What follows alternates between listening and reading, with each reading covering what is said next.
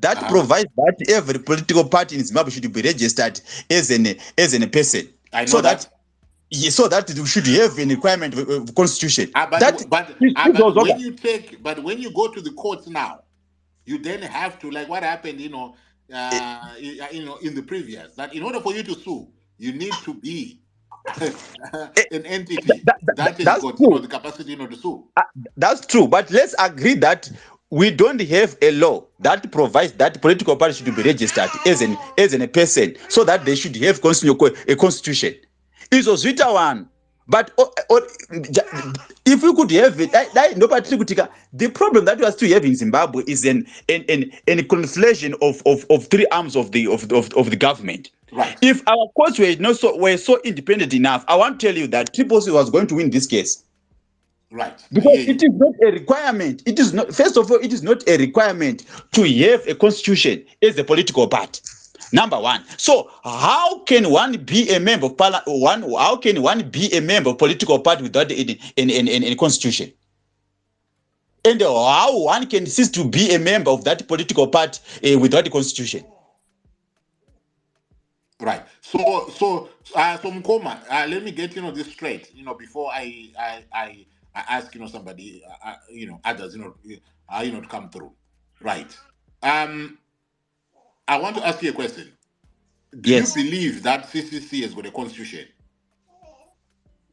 Yeah, Triple C have got its constitution. Yeah. So CCC has got its constitution. So in that constitution, it should state how one becomes a member and how one ceases to be a member, right? Yes. Right. So these guys, they have taken Tshabangu to court without producing that evidence.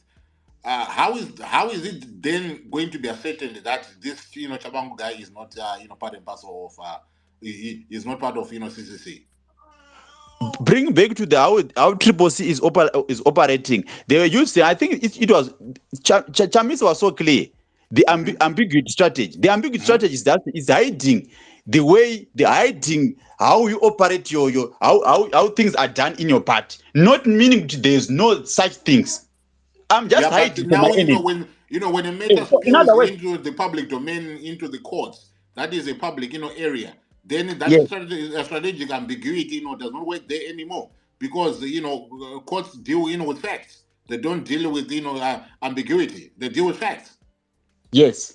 On that note, I agree. No wonder why I'm saying to you, we should also understand the political terrain in Zimbabwe, where we cannot expose ourselves to ZANU-PF. ZANU-PF is just waiting to pounce on us. No wonder why this is the strategic ambiguity. It is not just because there's no constitution, there's no all these things. The issue was just trying to hide the information, your strategy to the enemy. How can you expose yourself to the enemy? And let us agree with me that we are dealing with the most dictators next to Mussolini and Hitler. That is ZANU-PF for you. If you could equate this party that is called ZANU-PF, it's number 3 from Mussolini. So how we cannot the great but look my guy, with or without constitution, with or without structures, with or without Congress, I want to tell you, we could also going to face this recourse. Let me just draw you back during the nomination period. You understand that we do have double candidates where the signatures of signatories were forged. Do you remember? Yes. What about if it was like to say that maybe I Mataranyiga was going to be a signatory to sign to sign for those candidates in Blawayo? Someone could have forged my signature and said that Mataranyiga is authorized this another candidate. You could only simply going to point to me to say that Mataranyiga has been bought by ZANU-PF. Right. So okay. Those structures ZANU-PF will only tear opposition in this country. I want to tell you. Yeah. Even if you say that today let's go to Congress and have all these things, after that Congress, ZANU-PF will not stop. They will still come after the opposition. It will be now more disaster just because you'll be now pointing to that signal to say that this guy has been bought. But otherwise, actually, I choose even though pleading his innocent to say that I'm not the one who signed these papers, but those papers could be holding my signature. How could I bring that defense to the general populace? It will be going to be very worse. It could be implosion. So we cannot run away from all these recourse. Okay. Thank you very much for that. Thank you. Yeah. Right. Thank you very much. Bakaiba. Right. I want to ask. Right. I've added new speakers, and right. I've added new speakers. There's somebody whose mic is on. If you can ask you to mute the mic. Okay. I've muted Mkoma Elisha. Don't know. Yeah. So there's nobody else whose mic is on. Right. So I want to establish a new order. So. We have got Mkoma Matthew. Citizen, I see your hand is up. I'll give you the opportunity, to speak. But we've got Mkoma Matthew. Thank you very much, Mkoma Matthew, for wanting to speak. You are going to be the first speaker in this new, lineup, and then we are going to be followed by Mark Browns. You come next. Right. Some of you guys, I'm Rudona. And then Mkoma Finals, you come through, and then Mkoma Tatenda K. Right. So, ladies and gentlemen, if you're just joining us, thank you very much for coming through. We've got about 215 or just over 215 devices registered now. So more people are going to be requesting to speak. So as I said also that this space is going to finish by 6 exactly, because I've got a prior engagement. I'm going to go.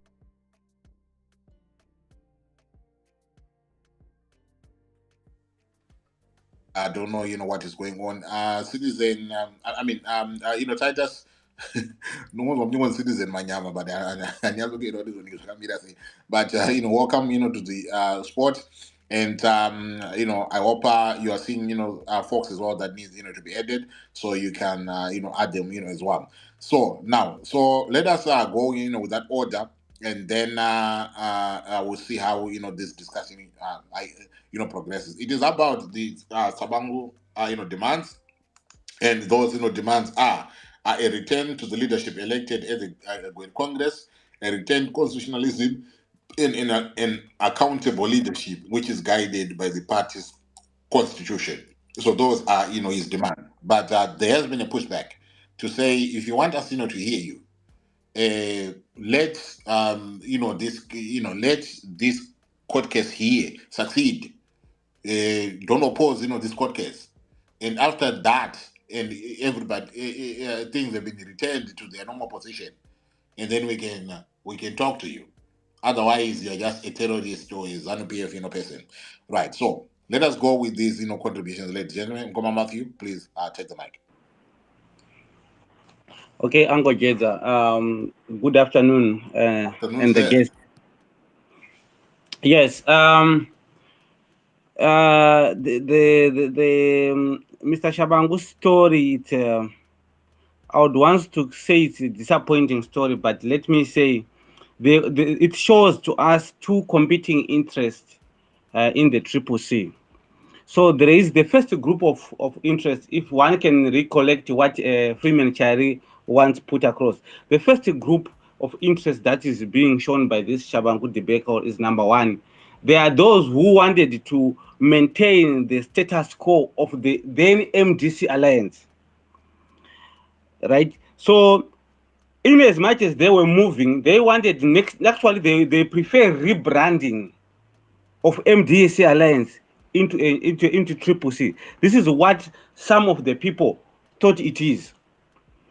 And then there is another group that also thought, no, we have to completely start a new thing, which is the position of Chamisa from the word go, that this is a complete new thing.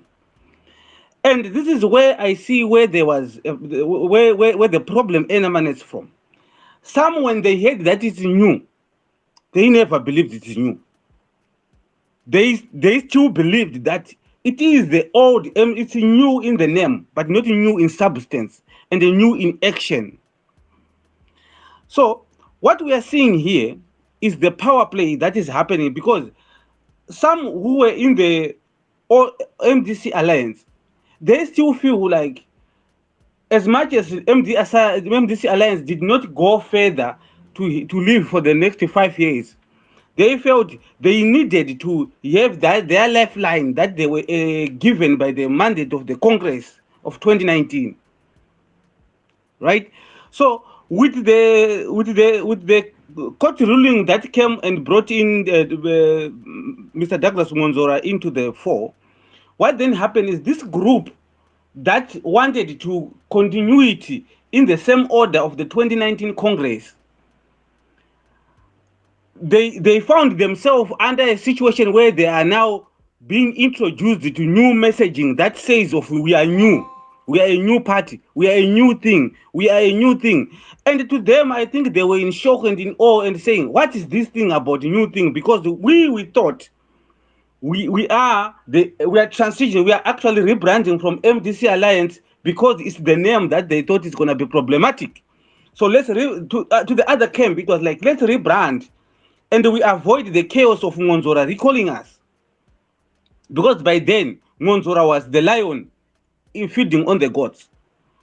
Now, so let's rebrand. That was that is the understanding that some of the people had, but Chamisa was preaching a totally different message. He was not talking of rebranding. He was talking about, let's assemble something unique and different, something that has never been witnessed on the political terrains of Zimbabwe, something totally new in substance, action, face, and in value. Now these are the two groupings that we are seeing together.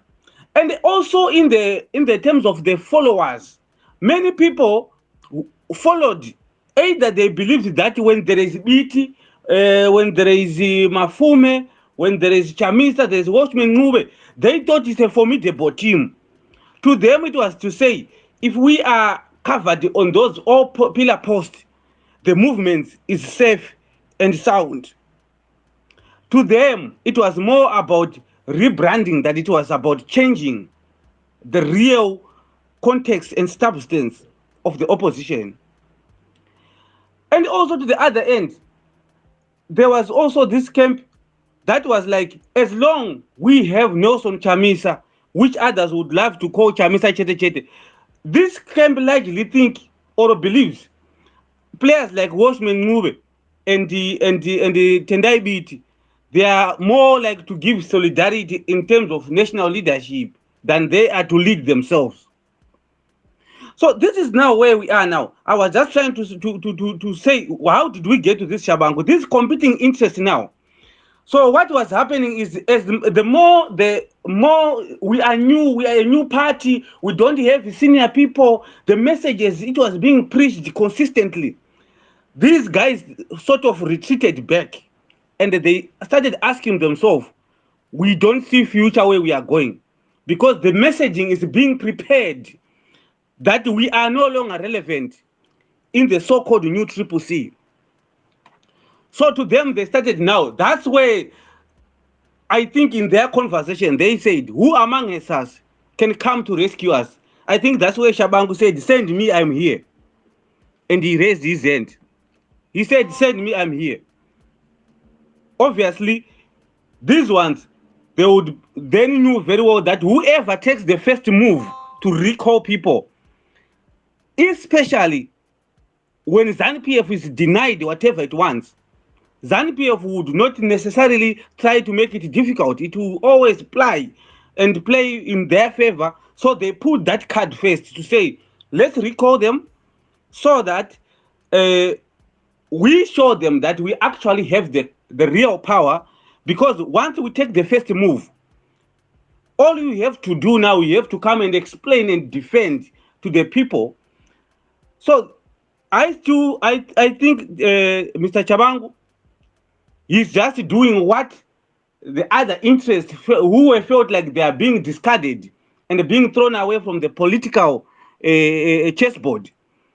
You've just put that card to show that no, we have to fight for the soul of this party. And if I remember very well, there was a tweet which Chamisa gave, which he said, "Takachibata chino kuti dzvi." And this can be confirmed by the story that also says Chamisa had I can register some symbols, the party face and the name and his face, to say they are sort of, you can't use them without his permission, blah blah. Yes. Which means he was already. Hello. I'm saying yes. Keep going. So which means he was already the battle was already brewing underneath, but he had already seen. So there is the real issues here are not the real issues are these ones. There are people who are refusing the idea of starting a completely new political party that is built on Chamisa. There are people who are rejecting that attempt. And there are camps like Ostalos who are actually saying, yes, we have the BTs and the Watchmen movement and the Mama Kumalo for a long time. We can't have you guys. It's time for the new blood into the politics. And these ones, the Ostalos ones, they are the ones who feel that, and they're gonna be the target. They're gonna be the next targets of Tshabangu if he succeeds in this first as it seems so far. His next targets are all those who are pro Chamisa, all those who are preaching the message that we are a new party. So ultimately, Chamisa has got two options. Either number one, he has to reverse and swallow his words, and they say we are not a new party. We are what we created at 2019. This is what can save him from the Tshabangu issue. Either he has to go to take that route, and by that, it will allow sort of self-correction, and he allow these comrades back into the folds. And then that time we will have a party that will always be pointed to the Congress of 2019 as its founding place, not the 2022. The 2022 issue of the by-election will be known as the rebranding of the then MDC alliance to triple C. That's another option. And this is where the Tshabangu cards are going to force him to do. That's exactly what they want him to do. Right. The other card is for Chamisa. Yeah, finish off, please. Okay, the other card is for Chamisa to go it alone. Okay. But it risks everything. I'm gonna conclude in 1 minute. It risks everything if you choose to go it alone. Obviously, he's gonna be decimated. The MPs are going to be recalled in large numbers, or he's gonna lose all of them, and some of them they're gonna always going to follow the tide. And not bother to be at war with Tshabangu. So ultimately, Chamisa has to come back to the people again, and find a new voice to fight with, or maybe to vacate Triple C if it means that's the situation. Thank you. Right. Thank you very much, Mark Browns. Take the mic. Mark Browns, are you there? Yeah, thank you so much. Thank you so much, Uncle Gerard. Right, we just want to talk something here. In Go on. We stay in Bulawayo ourselves. Unfortunately, this thing of Tshabangu, most of the time I had to consult when he decide to do his own things. We are the people, which is we have voted those people in Bulawayo. But unfortunately, they just decide then they do it, and they claim kutoti isusu as Bulawayo or as Matebeleland South people who are saying this, which is not it. That's the point number one, which is I want to say. We have voted for those councillors, we have voted for those MPs ourselves, and we spend nights not sleeping. Then also the second thing, Tshabangu is very great. While it's here, kana any problem within the party, you are supposed to be able to come back to us. Even though there are differences with the leadership, you are supposed to come back to us and tell us, guys, we got this this problem, this and this and this. And unfortunately, isusu sevagari vemubulawayo, we know Tshabangu is an MDC T member, not our triple C. He was just an MDCT member. So all the time while we're doing all these things, Tshabangu is just claiming that he is our member. While he knows very well Kuti Bulawayo, we have voted our councillors and everything which is have been done in Bulawayo. It's our voice as citizens. Okay, we need these people. We agree upon those people. But unfortunately, what the people who are victimizing, and they were the same people also, even issue 12 Bulawayo MPs, those ones, were the same people which is affected. And they don't consult, they claim that they're coming from us, which is not it. So that's my problem, which is I'm coming from Tshabangu. They were supposed to be able to come back to us, we the people which is were voted, and they talk to us first. Kanachiona kutoti iya anima grievances with the leadership, he was supposed to be able to come to us. And I'm good that the last speaker which is he have said a lot of things which is have make sense. For sure, Chamisa, he said this thing it's new. It's no longer MDCT. It's a new thing. And every position, which is we are dissolving every position. So there's no need of coming back to MDCT. So here, Tshabangu, when he's talking about Congress, we never had Congress in Triple C.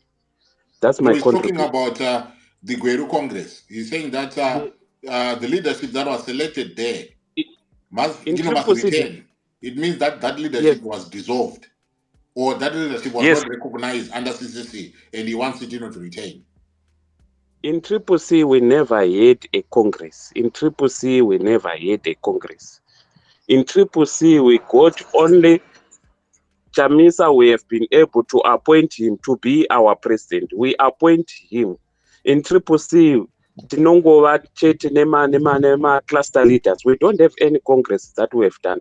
And Tshabangu, we don't know him. Even here in Bulawayo, we don't know him.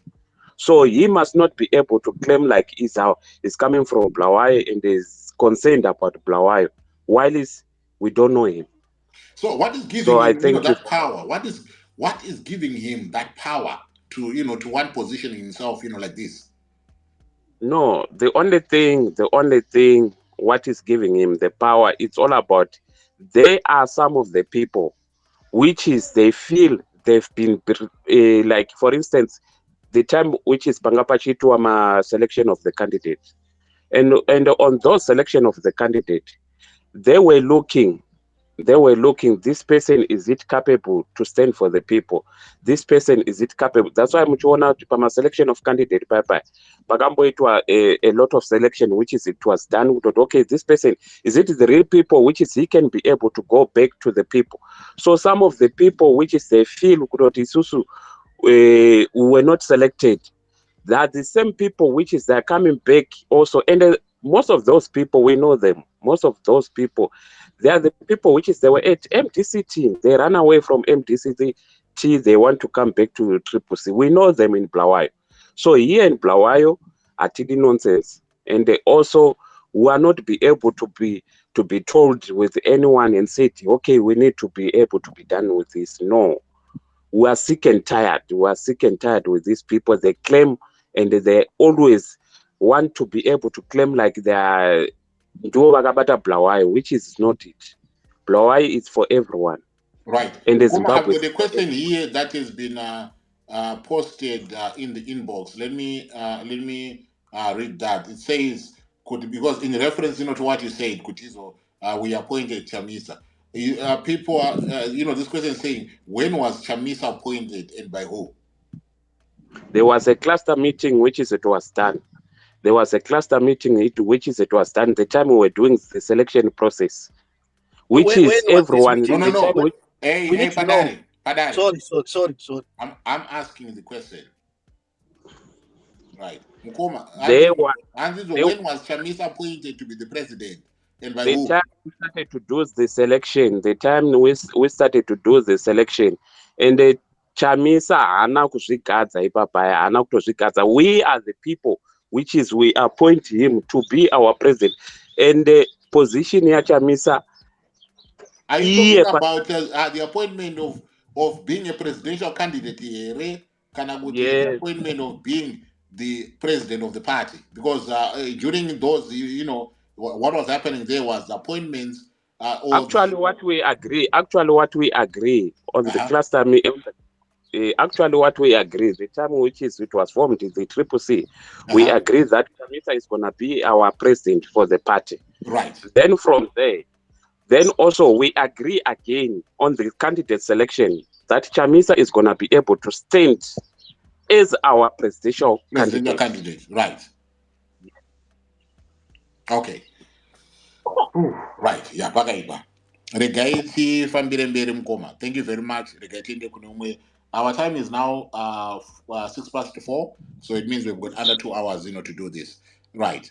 Mkoma, have you exhausted? I think you still have you exhausted, or you want me to give you a further 1 minute, to land?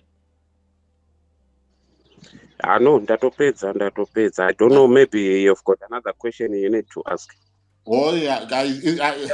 I think I'm just waiting for the question. But go on. The only concern, Yantinayone, we don't want people to come and claim that they are standing on behalf of us. Right. That's what we don't want. Yes, that's what we don't want. Right. Let them people from that side to be able to say what is the truth. Isus Tshabangu, we know him, but we doesn't know him in Triple C. That's what we know. We stand for those. We campaign for those candidates, and we stand for those candidates, and we stand for those MPs, which is we have been able to win those elections. Now he is coming back and said he's standing on behalf of us, which is not it. Right. Okay. Thank you very much. Let's go to the next speaker. Right. Max, I see you, but Max, I'm going to put you there. I'm going to bring you up when I want you to speak, because you've been here for a minute now, but you are, each time I add you, you're dropping. Each time I add you. So the next time that I'm going to be adding you, which is after the next speaker, I will then give you the opportunity, to speak, straight away, because you know what, you are trying, to speak. But I'll give you, that opportunity after, the next speaker, so that Mongota Ramkoma and get whatever it is that you want to say out of your chest. Right. So let me have, the next speaker, to come through according to that order, that I stated. When I give you the order, please, or when I say out, the order, please make sure munobata nzvimbo yenyu, because some of you guys, you drop, and and that just messes everything up. Yeah. So right. According to this, mkoma Matthew wataura, mkoma wangu Mark wataura. Right. Padare, take the mic, and then after that, I'm going to bring up mkoma Max and Motaura, and then I'll ask Zed, to speak, and then I'll go on to the next speaker. What? Yeah, you see, because the order you change the story commanding that end. Okay, I need one who was coming. I'm going to Yes, right. Yes, okay, take the mic. Take the mic. Sorry. Oh, it's okay. You see, Uncle Jed, how are you, Mkosh? The more I listen to the disinformation and misinformation. Wait. Right. Tatenda, please. Okay. My concern when we do these meetings, is that we end up forgetting who the real enemy is. Because if you look at Tshabangu, he's just a pawn in the chessboard, and his demands are advocated from a higher ranks. If you look at his actions tend only to benefit ZANU-PF and ZANU-PF alone. And hence, it is a bona fide understanding from your mind, where you now have to question yourself. ZANU-PF has now led us to a situation where we are going to focus on inter-party relations, and we are forgetting that we just had a sham election, which we need to contest. So it's like we are kids who are being given toys to play with, and yet we are forgetting that there is a bigger eye. So I don't necessarily feel like we should ever be debating about someone who we know that CC has never had a constitution, and who is coming to recall MPs who have been voted by people.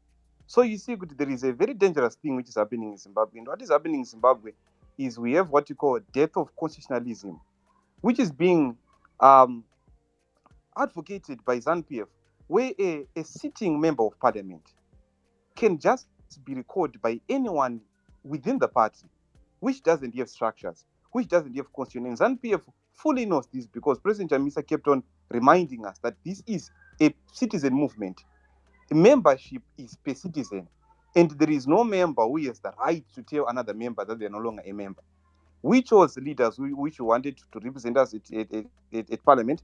They went to the parliament, and if they are to be recalled, we need to have a member caucus agreement, where we, as the members who have chosen the same MP, we then go through the party head at the moment, and then tell him that this person which we have sent to the parliament is no longer doing what we have sent him to do. And then from the party head, the same people which came to us and helped us to do the citizen caucus agreement, are the same people which we must detail. So I feel like when we are dealing with Machawango, we mustn't waste much time dealing with these social delinquents. He is a very big problem. We must now go to a point where we understand that what is happening in Zimbabwe, it is death of constitutionalism. And we must address that more than addressing what is happening in Changu. Because this is just a small fire, which means nothing. What we must address, what we must talk about, what we must spend our time arguing about, it is the problem. The biggest problem that we have in Zimbabwe, and the biggest sanction that we have in Zimbabwe, is ZANU-PF. And we need to address that. I feel like our platforms needs to address that, not these social delinquents which you call Machawango. That's my take. Right. Thank you very much, for that. Before the next speaker, I just want to play, this video. Just bear with me. We have not officially launched the CCC in terms of the structure that is going to be. What we have is a secret structure, which is an interim structure. It does not have senior leaders. But you always want to import your seniority. Don't look at MDC Alliance and import it into CCC. CCC is a new kid on the block. You have this chance of wanting to put structures, titles that are not there. We don't have those titles. We have not officially launched the CCC. Right. So, according to Chamisa Day, we have not officially launched CCC. The only structure that is there is the citizenship, is the citizen structure. So all these structures, all these structures, they are not there. As a new party, they have not. So what is in operation is the citizen, structure. So yes. So Saga, the interim SG is a non-existent, position. It's a vacant post. It's just a social delinquent. Someone who's just trying to devise our attention on what is more important. What is more important, what should be moving towards, is ensuring that we fix this shambles which happened as an election. We cannot have this. We cannot have a day where we have a ZANU-PF leadership. It is actually a death of constitutionalism. And if we are to advocate that we're a democracy, it would be a lie. And we really need to sit, it's now time that we sit as citizens and ask ourselves, what do we want for our nation? Chamisa and ZANU-PF, they are wasting much of our time. Think about it, my guy. 5 years, we can't afford another 5 years. We need to address this now, not to address CC internal structures. We need to address citizens first, because that is what we need. We need something that stands for citizens, and that should be at play at this moment. So if Chamisa is not for citizens, he must move aside, and then we as citizens take matters into our own hands. Right. Okay. Right. Ngoma Max. Yes. Mira padare, mira iwe haunetsekane network. izvo zvizvo ugere pasi peningweni izvozvo ugere pasi peruta yako so ezvo hande mukoma maki. Thank you very much, Uncle Jed. And can you hear me, boss? Yes, I can. Yeah, I can. Okay, thank you very much. I'm going to answer some few questions. I heard you, Uncle Jed, and who's Citizen Z was talking about to say that the demands of the letter from Tshabangu was to say that we must revert back to MDC alliances structures. No, and I want us to go back. Yeah. Yes. I want us to go back, Uncle Jed, if you still remember what happened Patakatorwa party na Monzora. And then we are approaching my by-elections. Do you still remember? Yes. What did Monzora say about MDC alliance? It is their party. It is their party. Was it something like that? It is their yes, it is. Yes. Okay. You said Kudizo they are they are still using that vehicle. So any by-elections that are going to be held, anyone that comes, anyone who's fielded will need to be fielded under the MDC alliance banner. Yes. So now for Tshabangu to come and say, Uncle Jed, that we must go back to MDC alliance, that belongs to Monzora.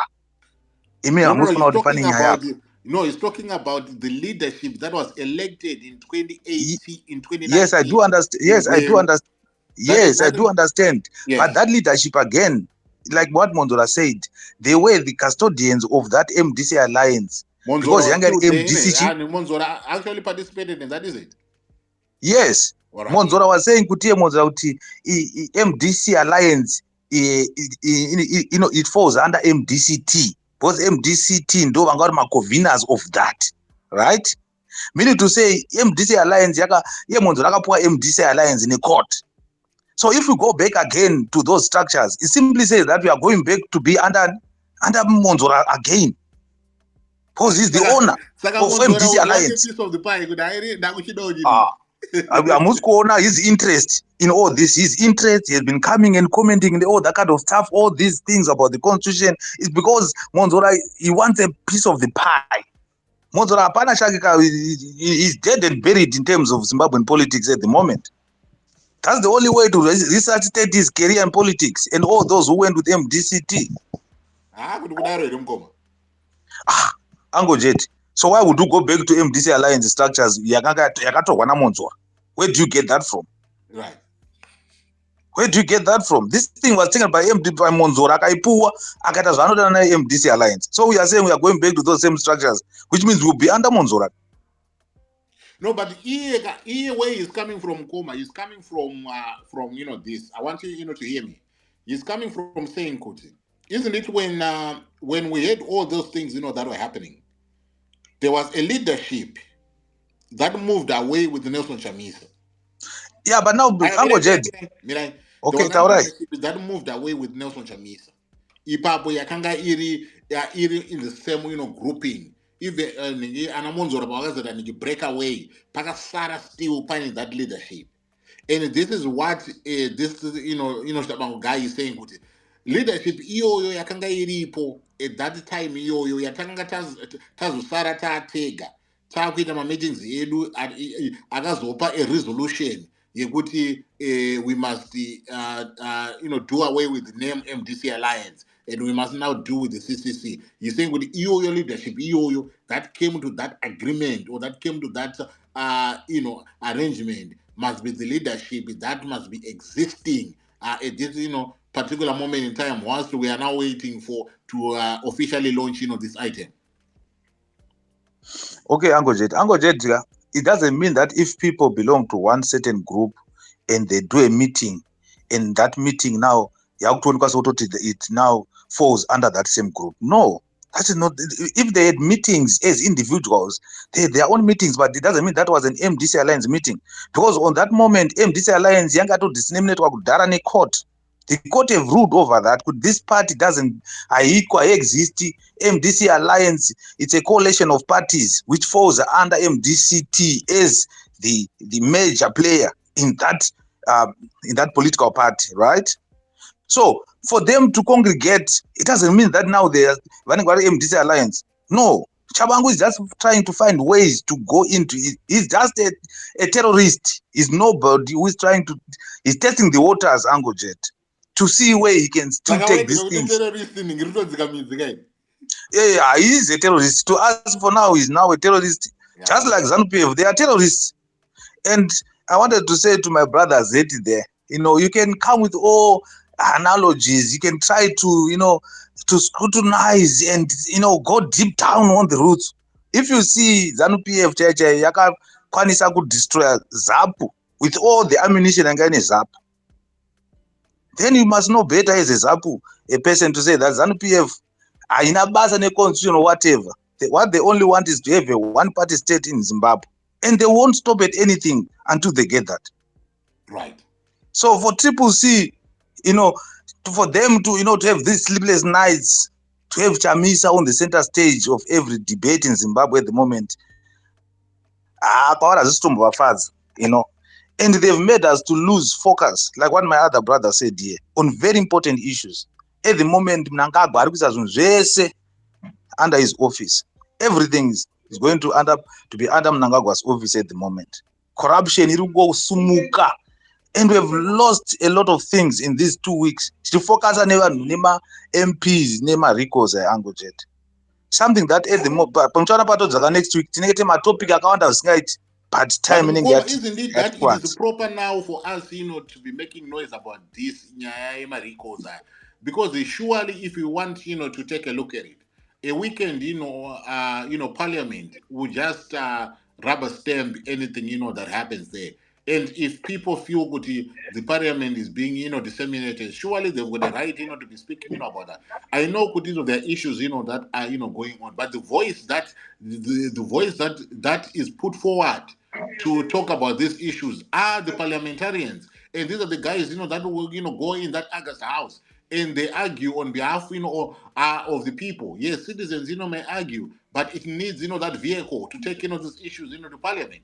If that Parliament become an echo chamber, then surely, even if we start to be focusing, on those things, they will not go anywhere, because we know that, the decision is known. Things are just going, one way. But at least if we have got, these MPs back in Parliament, or MPs that belong to the, opposition, at least, they can put up a fight. They can make people's views, be heard, and, they can contribute, positively to some of these things, that, we are talking about. Because surely, as citizens, we may be concerned about, what is going on, but without a voice in that Parliament, and it exists for a reason, for a purpose, and if that purpose, is taken away, then surely what would have done nothing.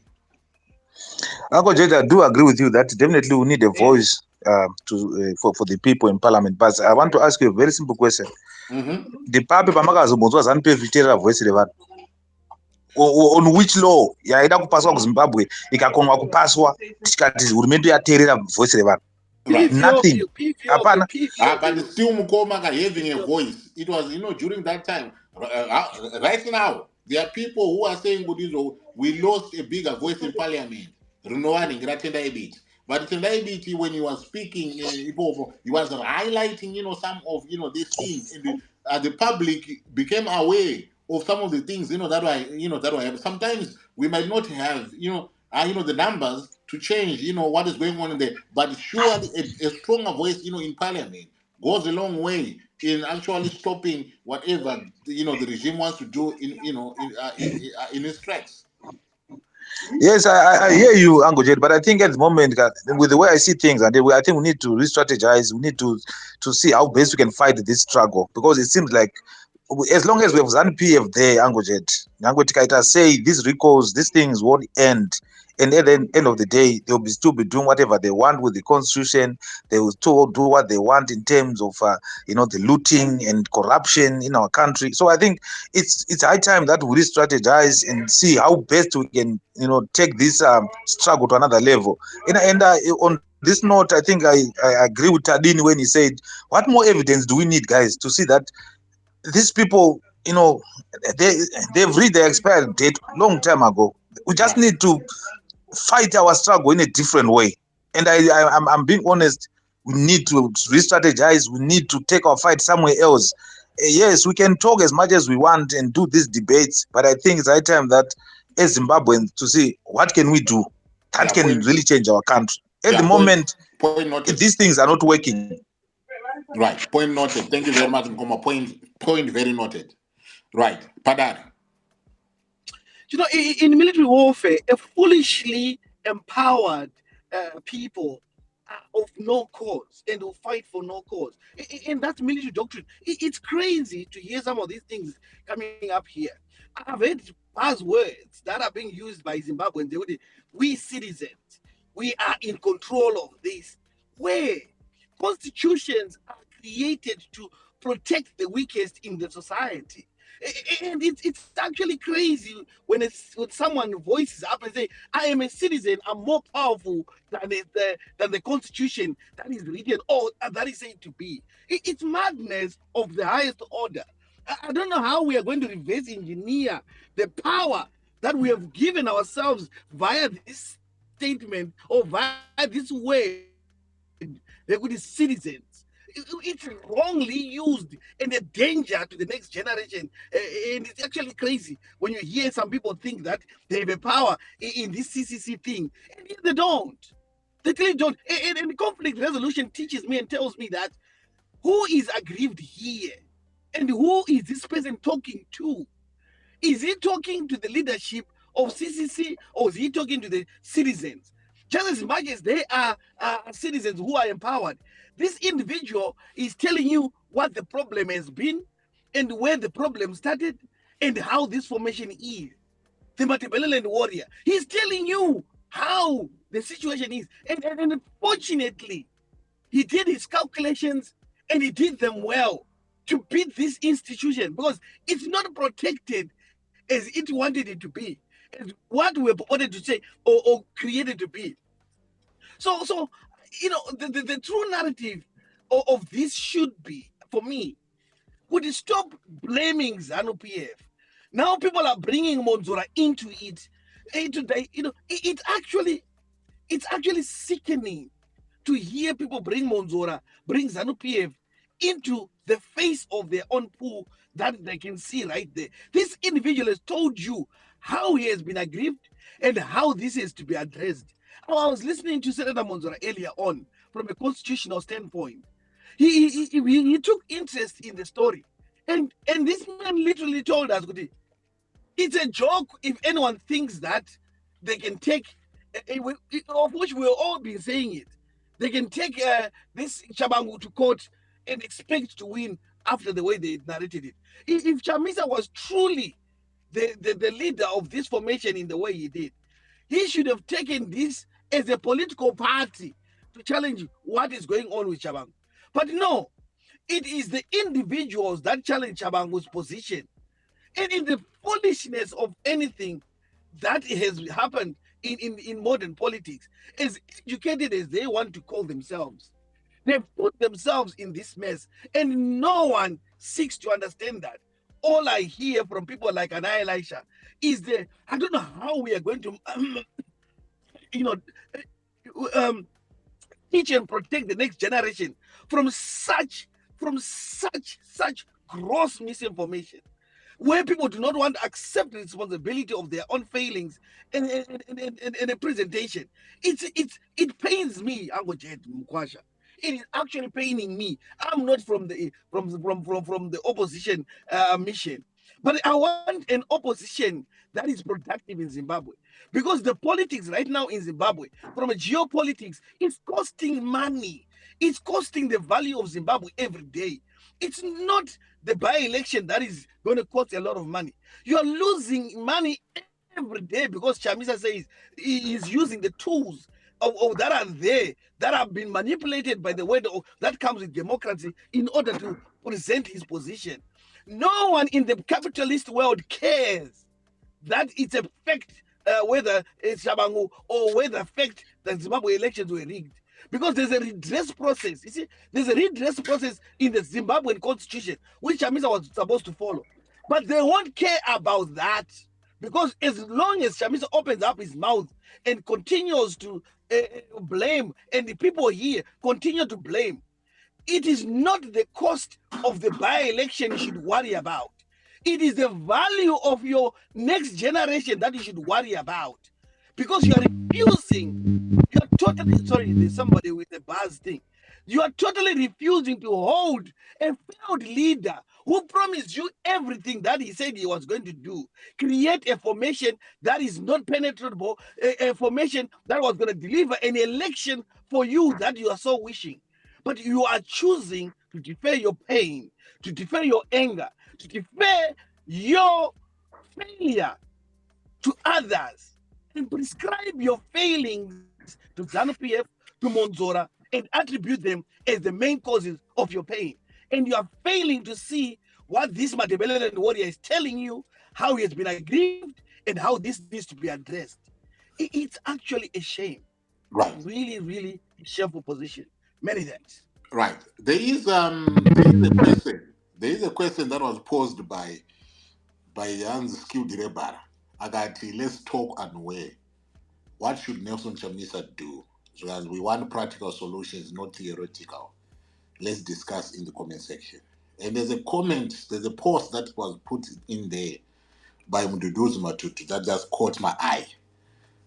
His solution, as he has put it, is to say unite the party, apologize for the candidate selection fiasco in its many corrosive facets, devolve decision-making, convene a convention for leadership election, listen more, hand over the X account to professionals, and fix your communications. Right. That is what we are talking about. Can somebody respond, to it's that? Not you, Padari. It's either I need a different voice to respond, to that. Our MDCT. Can I do our it? MDCT UK.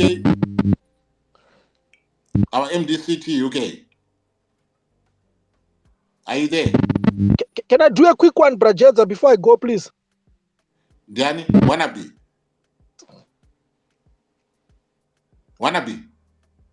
Yes, Brajeza. Can I respond to that quickly?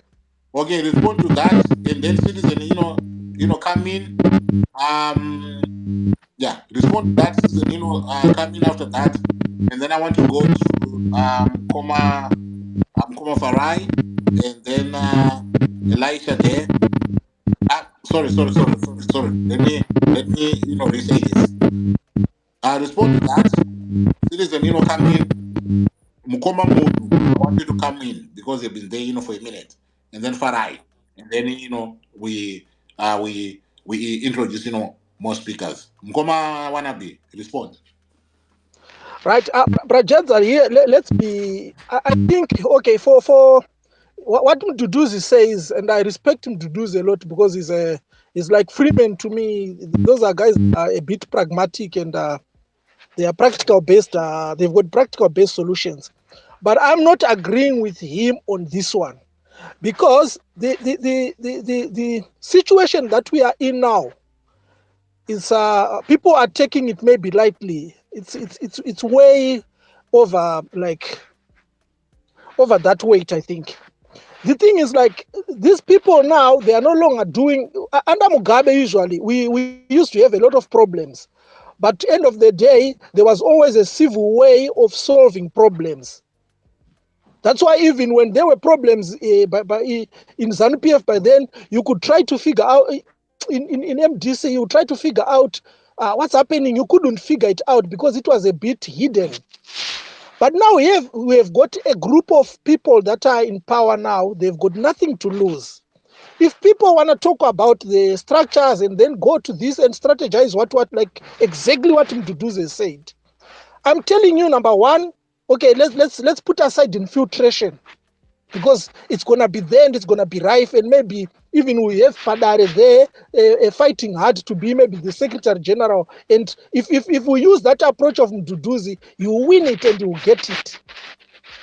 But that being said, the situation where we are in now, these guys are not. They don't have any dignity to like conserve or whatever.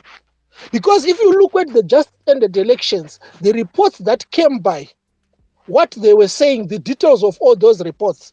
If there were people who are really democratic or who have got any fabric of democracy in what they were doing, they were going to at least address it, accept 1, 2 things, and then try to address or promise to address it. No, they didn't do that. They didn't care. They just continued as if nothing had happened. The president went to United Nations under those circumstances, and he was speaking as if nothing has happened. In front of the whole world, he was telling them, "We have just finished free, fair, and credible elections in my country." He was reading that in front of That's the case. Right. But and wanna be. Looking at what Mududuzi has said, Mududuzi is speaking to internal problems within CCC, saying solve those internal problems first. That is what he's talking about. And your answer is now speaking to an external team. How about focusing on the internal problems, solve these, come up with a robust, organization? Because we cannot continue to be saying, when is a robust organization going to, a formidable, robust organization going to be formed? When is it going to be formed? I think the issue that he is speaking to is the issue of the internal problems that are going on, and he's saying would fix those. He didn't bring anyone from the outside. He's talking about uniting this party. He's talking about decentralizing decision making. He's talking about going forward and a candidate selection process that is robust, or that is that produces the results that minimally produces disgruntlement. He's talking about the issue of having a communications department that is so effective, that speaks to the position of the party, or that speaks to what is going on in the party. These are all internal issues, Mkoma, that is highlighting. Yes, we know that we've got there are external issues right there. How about for once looking at these internal issues and saying, you know what, guys, it's better we build a solid house. Our solid house has to stand. Even pakauya, a tsunami, at least our house must be seen, to push back against anything, that comes. Why not then consider those issues and first of all address the issues? Nyama sanctions, no. ZANU-PF, you must address these issues, the issues that you can address. You can't, solve the sanction issue without you addressing this elephant, in the room. Fix yourself first. Why is it when it comes to, these issues now, it is quick for people to want to then quickly go outside without looking internally? Okay, so in brief, I'll just say the center cannot hold anymore, Brajeza. I think maybe if we're gonna go ahead, maybe let's forget about whatever is happening. Let's have new players on the ground that are gonna restart this whole thing. Because as it is right now, guys, I don't see how that is gonna happen. It's not possible. But anyway, thanks. Right. Thank you very much. Citizen Z, take the mic. Thanks, Uncle. I think for this one, maybe I should put my professional hat on for once. I have not put it in a very long time. So, with my hat on, you cannot argue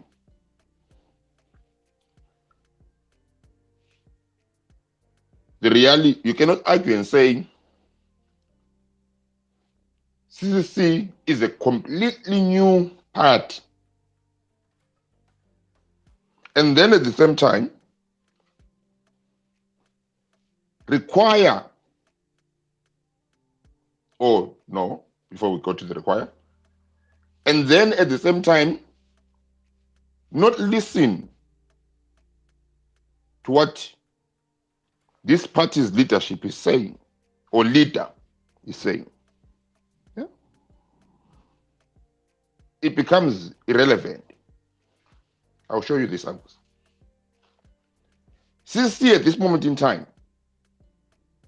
it is going through, or in the process of finishing its dispute resolving mechanism. You understand what I'm saying? It is in the process of finishing it. So that means as it stands, it does not have a dispute resolving mechanism. Yeah? According to Chamisa. Now, Tshabangu's problem,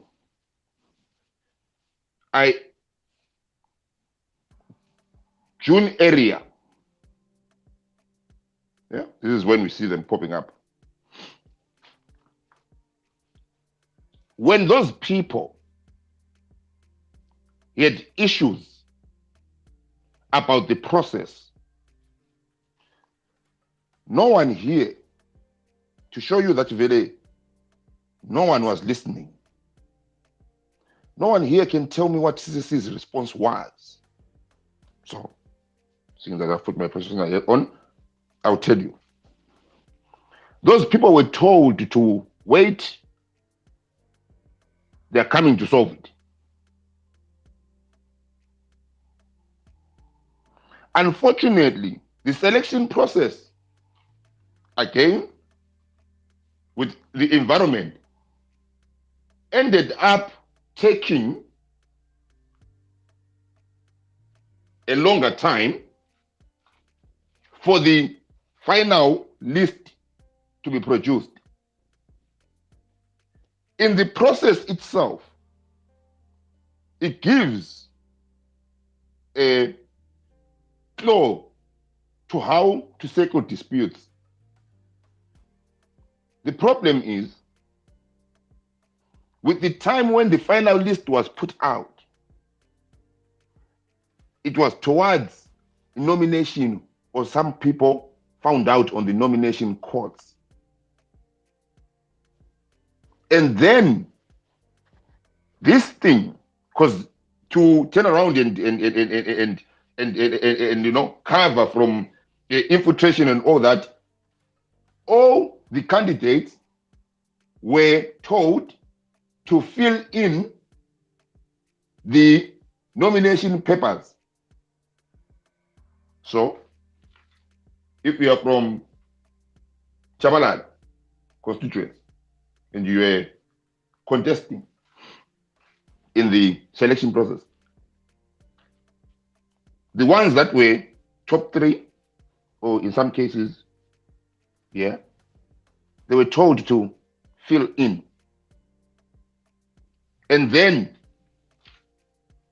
the final list of the who was going to be nominated was presented to them at no time to actually turn around and argue that Uncle Jade is not supposed to be here, I'm supposed to be here, and what happened? Because at the end of the day, we're rushing to the nomination courts. Now, the grievances now turns around and speaks of maybe not knowing. The grievances of those people are genuine, whether you like it or not. They are genuine because what they perceived to be their choice visually turned out to be not their choice, or turned out not to present itself in the final list. Now, we are dealing with the people that have always, every single time, for as long as they can remember, dealt with a first past the post system.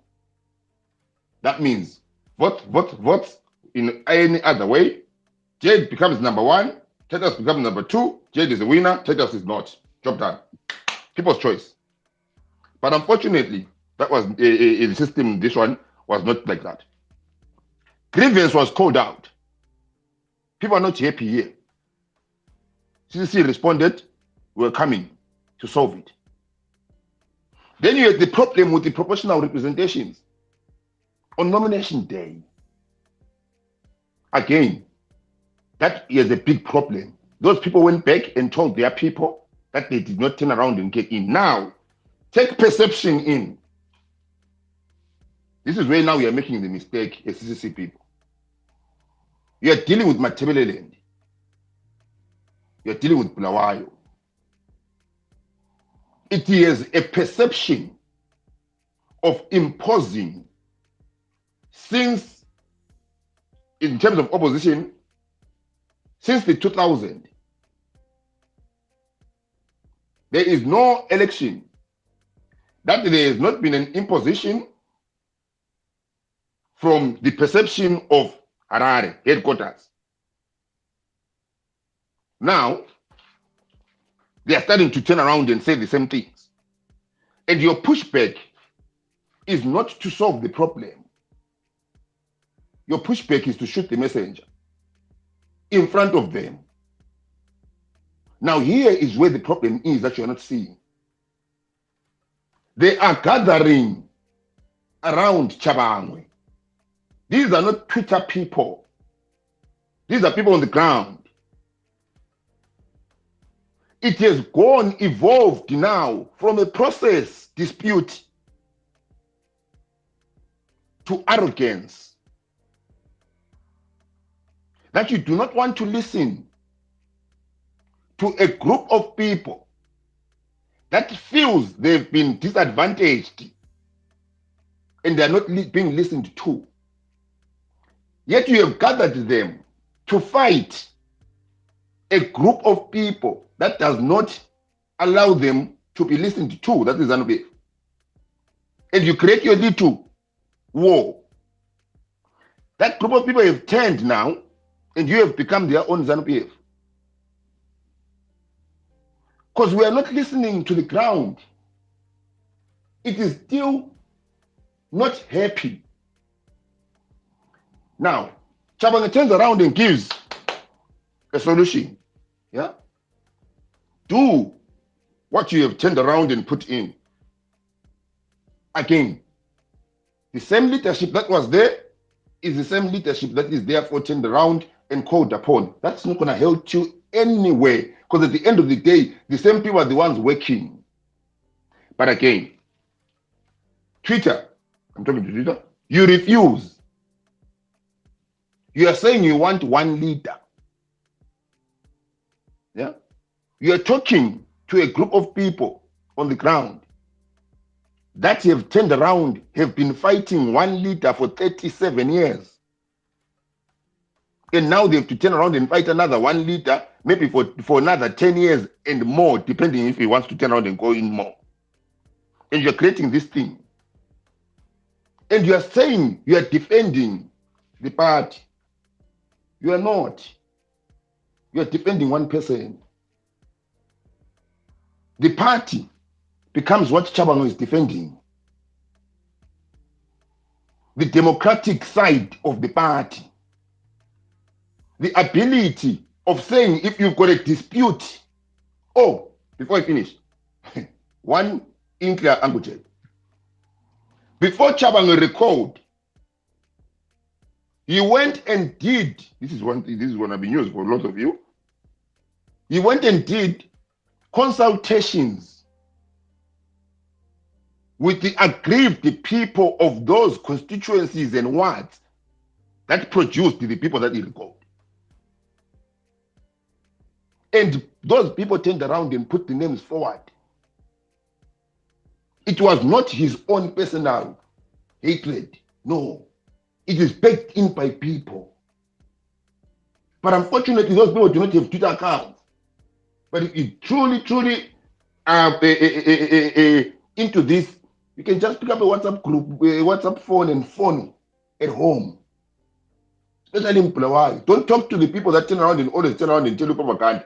Talk to the ones that are on the ground. Those people were members and they are not happy. Here is the problem. To finish up, you are destroying your own political party from a dispute of a process. It has evolved to now turning around and wanting to create a one seat only in a political party that is so massive as CCC. And then you say everyone under that one seat does not exist and will only be recognized in existence if one person turns around and says so. And if that one person turns around and wakes up in the morning and says, Uncle Jade, you are not the person for accounts. You are turning around and going to check Uncle Jade out, despite whatever agreement Uncle Jade and disputes Uncle Jade has. You are destroying your own party. It is not the love of party you are doing. It is just turning around and putting in something that you've been missing for a very long time, maybe 5-6 years. You've been missing Mugabe. And you've managed to create your own little version of it. Maybe without even consulting him. But at the end of the day, you know, if you turn around and go to a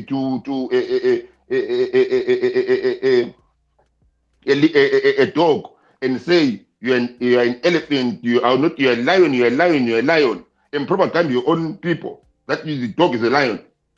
Within a matter of time, the dog becomes the lion in your own reality. But it will come one person one day and say, oh, nice talking, nice talking. And you have to live in reality. So that is my only 2 cents for you guys. Okay, thank you very much. Ngoma Munu, are you there? Yes, you are, Ngoma. Thank you for holding. Thank you very much for holding. I appreciate it.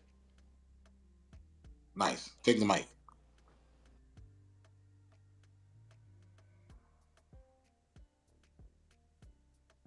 You know, my reaction, like your heading says, to the Tshabangu's demands, you know, is to my birida, my daka boy. Adinada tunoziva zvakawanda zvechikoro zvemabhuku nedzimwe reasoning dzatombo dzinzwisisa. Chirungoti rwadza chinyaya yekushaya respect kwatinako semaZimbabweans.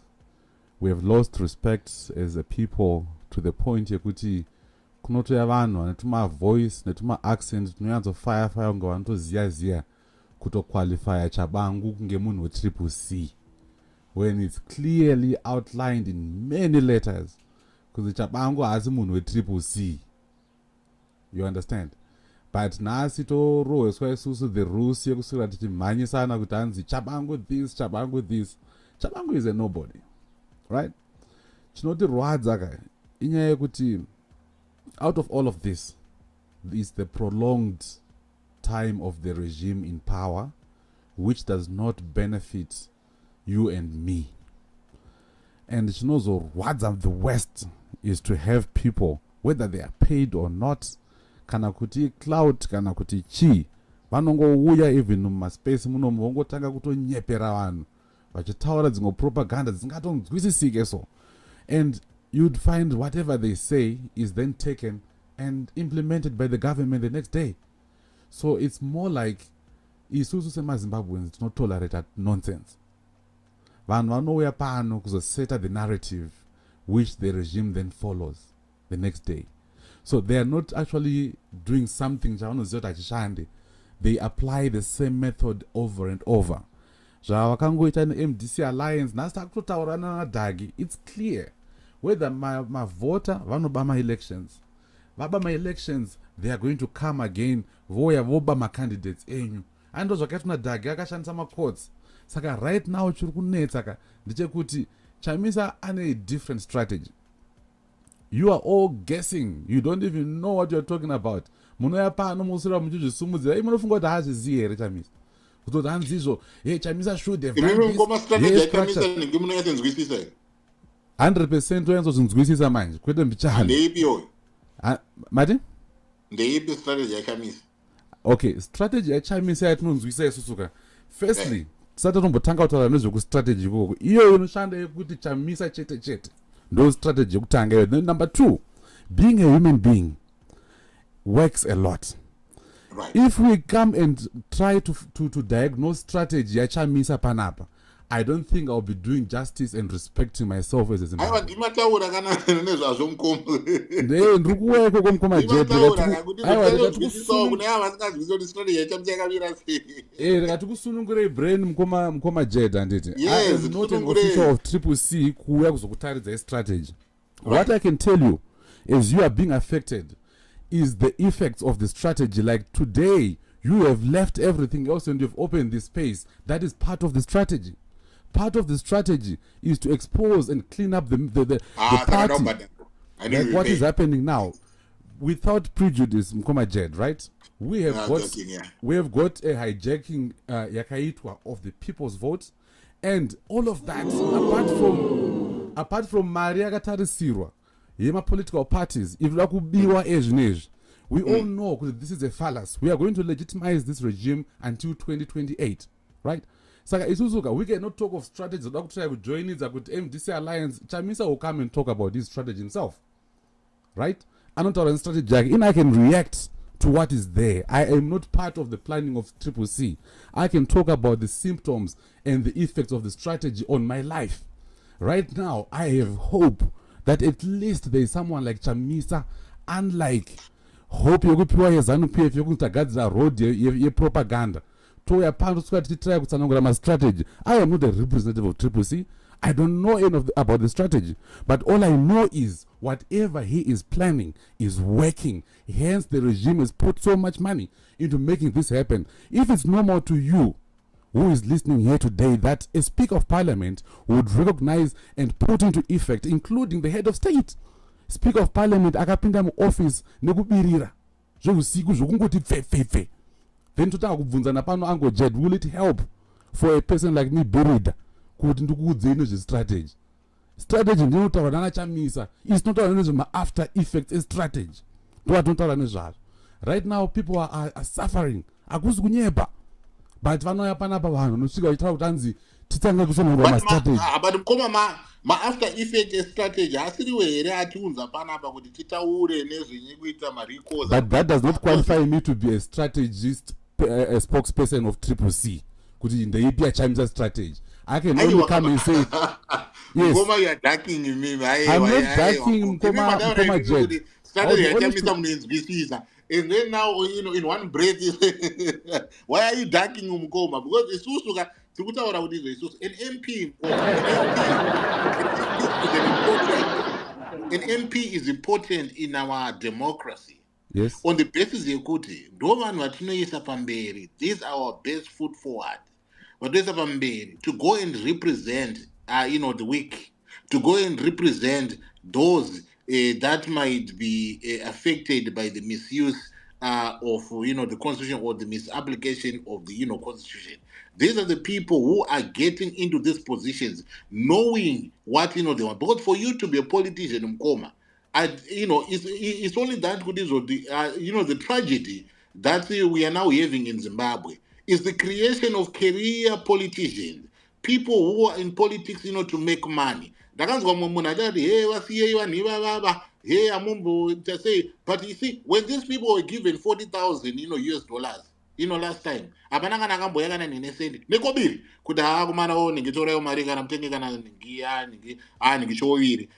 are the people that, we are defending. But we are defending these people on the knowledge. These are the people that have been put forward, right there, to go and represent, people. These are the people, these are the people who stand, for people when it really matters most. Because that driver, but in that driver, that parts control with driver, driver. But in the crankshaft in front of Shanda Zuribo, Matapes and Fana Shanda Zuribo, Chichis, Novana Shanda Zuribo, so that the vehicle it would drive away. It is a steer to where we are supposed to be going. And but right now we are facing a situation in Koti. We are hearing my MPs going to be recalled.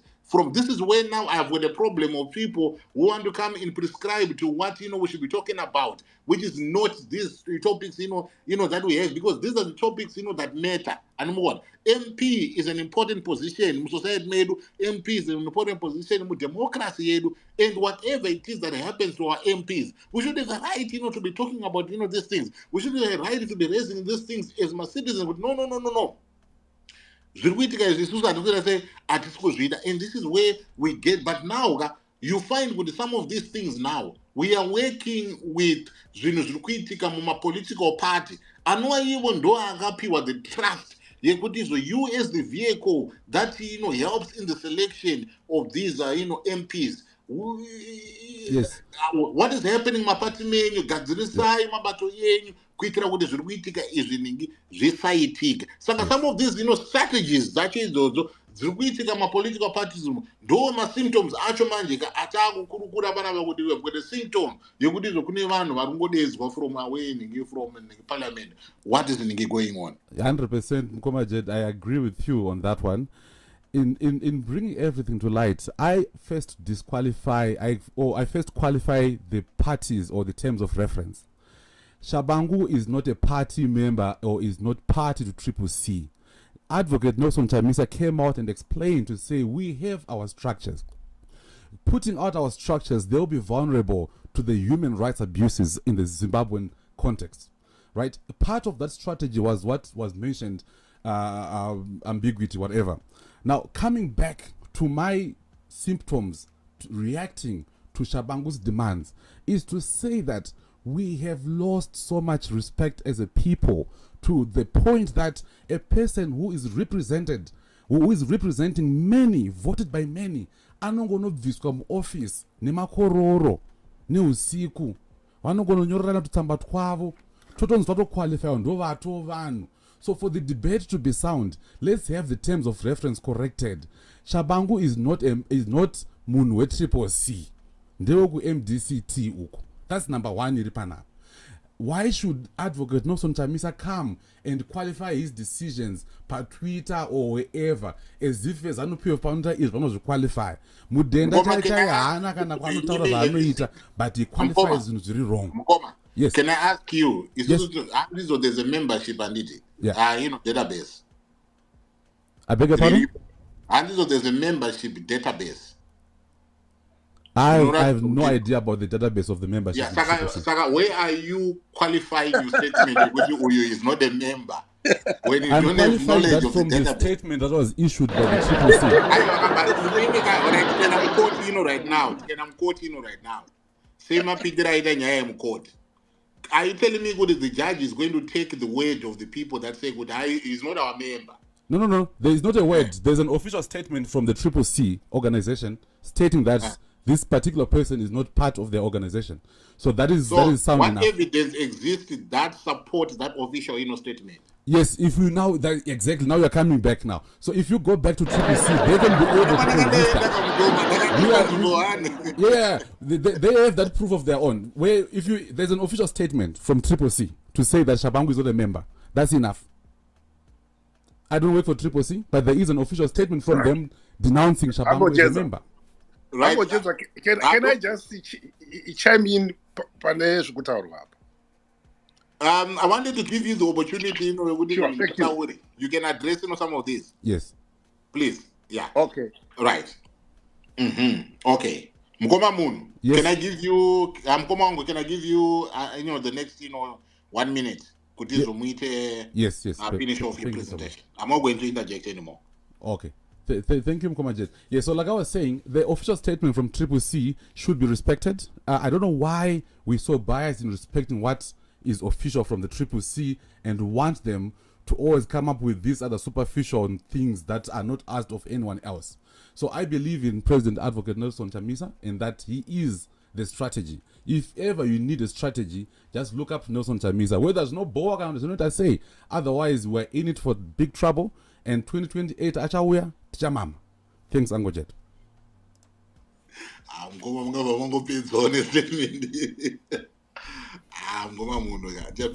statement. Right. Okay. Right. So the next speaker, that was right. That was going to come.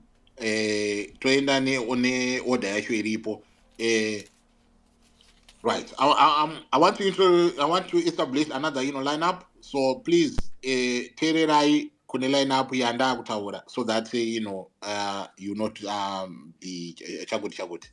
Because we are 5:05, and that is when it is at 6. So I've got 55 minutes to get people to speak.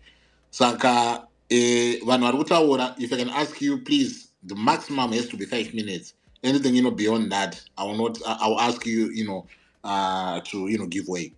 Right. So I'm going to start with the doc Dr. Piwa. Dr. Piwa, you're going to be followed by Baba 3. Baba 3, you're going to be followed by Steve K. Dr. Zeb, you coming. And my brother Tine, you are going to be coming in. Dr. Dadin, I see you. I'll give you the opportunity, to speak. Right, let us go with that order for the time being. Please, bata in order, Saka, and enough.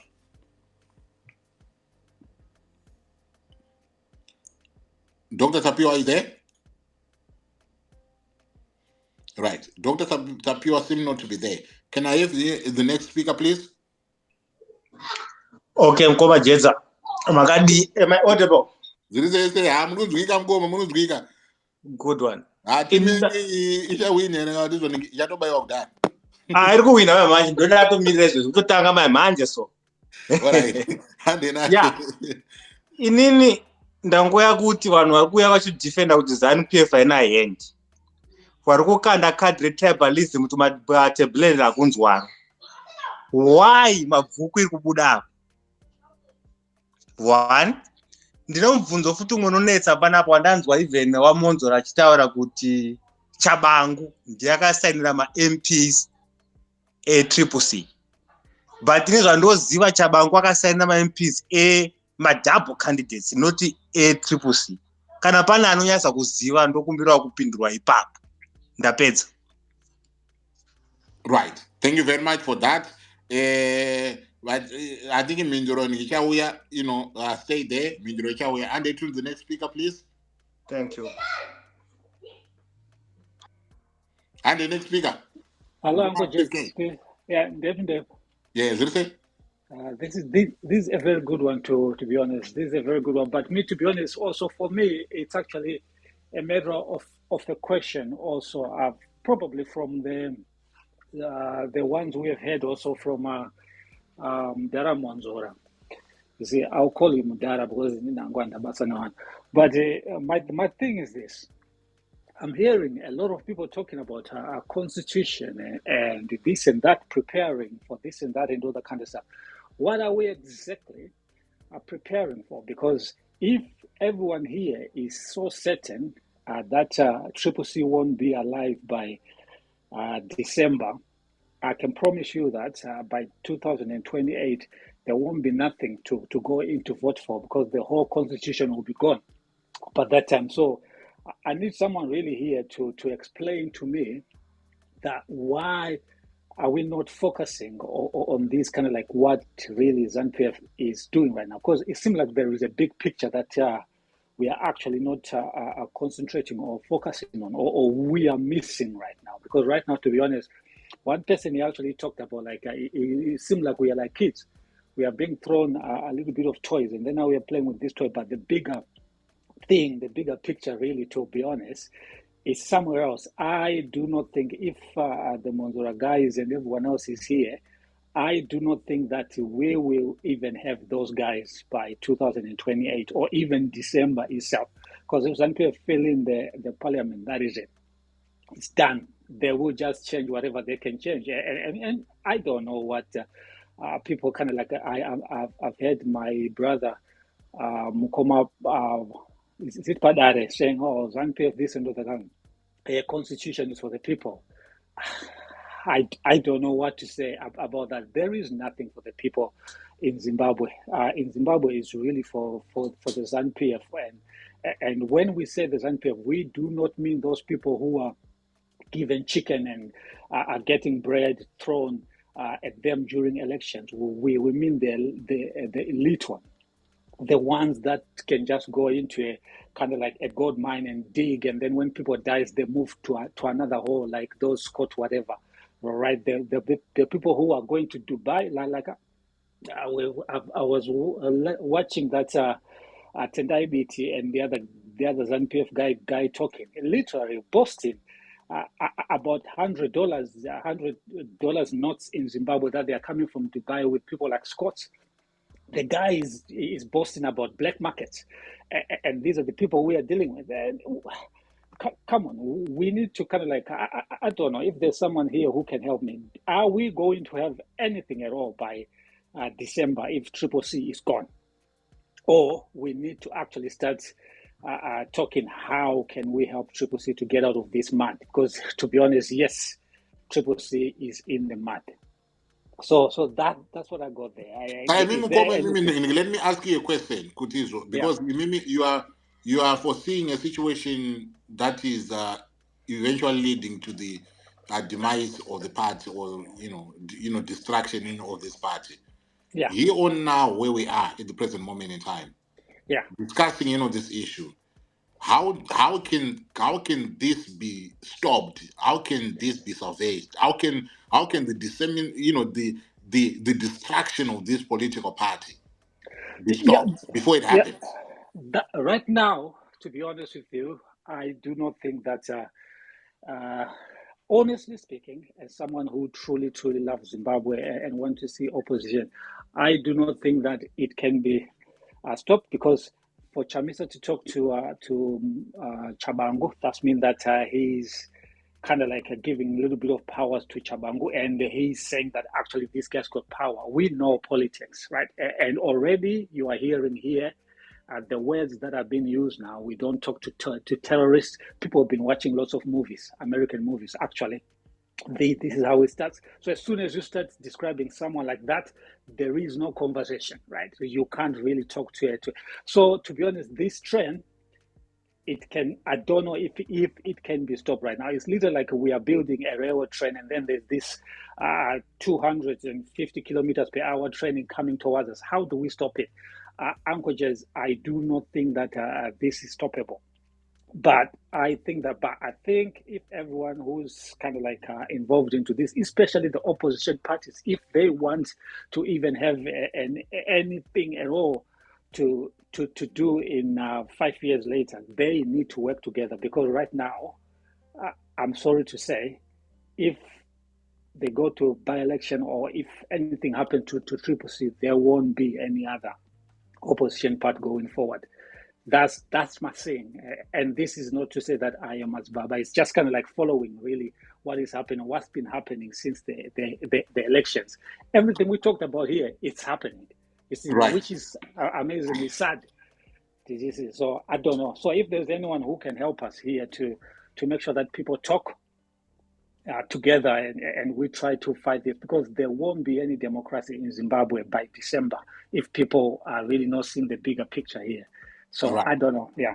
Okay. Thank you very much for that. I hope people have listened or you've heard the question, and they'll come through with a response. Let us try to be objective about this and help out when it comes to some of these inquiries. Anyway, let's go to the next speaker, please. Yeah, I believe that's me, right? Yeah, your belief is correct. Thank you, Uncle Jenza. Right. Zeti spoke of very, very important things, and I want to pivot my contribution to that. But before I go to what Zeti said, to qualify our participation here. When there's a topic, a national topic, which comes out to the fore and become a focus of the nation, there will be stakeholders to that topic, people whom we call they have a skin in that game.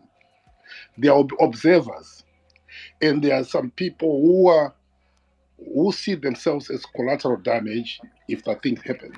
So the issue, Tshabangu, to those people who are in Triple C, who ask why do you get involved, or we are wasting our time, it has become a national topic. I myself, I don't have a skin in the game, but I recognize the importance of Triple C in our political discourse. It's very important that Triple C be viable. It's because at one point, we recognize that for us to confront the ills of ZANU-PF, we have to be united. You cannot unite with people who have internal fights. So to those who are Triple C, take our contributions as contributions in good faith. People are saying, I think yesterday I said my recommendation is you guys get in one room and outside everybody else and thrash this matter. Kana mati Tshabangu inyoka imurove inyoka yacho mumba imomo kusina vanhu away from the mad crowd. Uncle Jedza read from Mduduzi Matutu a list of things he was recommending. The summary of those things in there could put your house in order. If the people here don't recognize that their house is not in order today, they are creating what Uncle Zed said, a process which then generates into something bigger, which can even result in a full-blown demise of the party or a split. The first part is to move away all these gatekeepers so that people can recognize that CCC's house is not in order. The people who are coming on spaces and say, oh, Tshabangu is not a CCC member. And then when you ask it, do you have evidence? You say, oh, because Nelson Chamisa said so.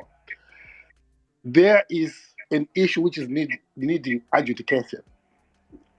Nelson Chamisa is the leader of a political party, and the party does not consist one person, which means he's the leader of a party in which Tshabangu is claiming to be one of those leaders. So there is a dispute. That dispute is the definition of internal strife, which people are noticing. Even Bonzora is weighing in, Maduku weighed in, Temba Mliswa weighed in, many people inside and outside politics weighed in. I weighed in too. But the bottom line now coming to SETI is what's happening on Twitter with the gatekeepers, the sycophants who say, oh, this stupid, and if someone tries to raise an issue, they try to divert and attack the person. Zeti said, what's it on the ground? The people on the ground know who Tshabangu is. The people on the ground know what grievances are. People on the ground know who Nelson Chamisa is, and they know how these issues have been resolved. The fact that they're in the public domain, it means the internal processes to resolve those issues failed. And that is that failure people are evaluating. You are not just being evaluated as a political party, but you're also being evaluated as a government in waiting. What if you had won these elections with what we are seeing? So you need to take stock amongst yourselves in your WhatsApp groups, in everything. I said, guys, everything is playing out in the public glare, and we are being evaluated. And the response to use Mugabe's response of whipping up dissent, whipping up people who don't praise your leader, is what Zeti said. Those people in Bulawayo are being told you are part of a movement for change, but seeing the same things they're supposed to fight being part of that. Those chete things which brought Mugabe, they see them go, okay, Tshabangu is not a CCC member because Nelson Chamisa said so. It's not supposed to. That's what Matutu was saying. Go and sort your things internally, away from the magic crowd. Everything which is playing out, you might like it. Kune some boy akati mdara wenyarara. Of course, trimadara, because we have something in between our legs.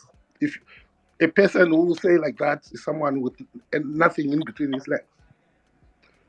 Also, Dara, we are men. We are supposed to comment. We are coming here in good faith. Put your house in order, because we need you. We need to be part of together to solve Zimbabwe's issues.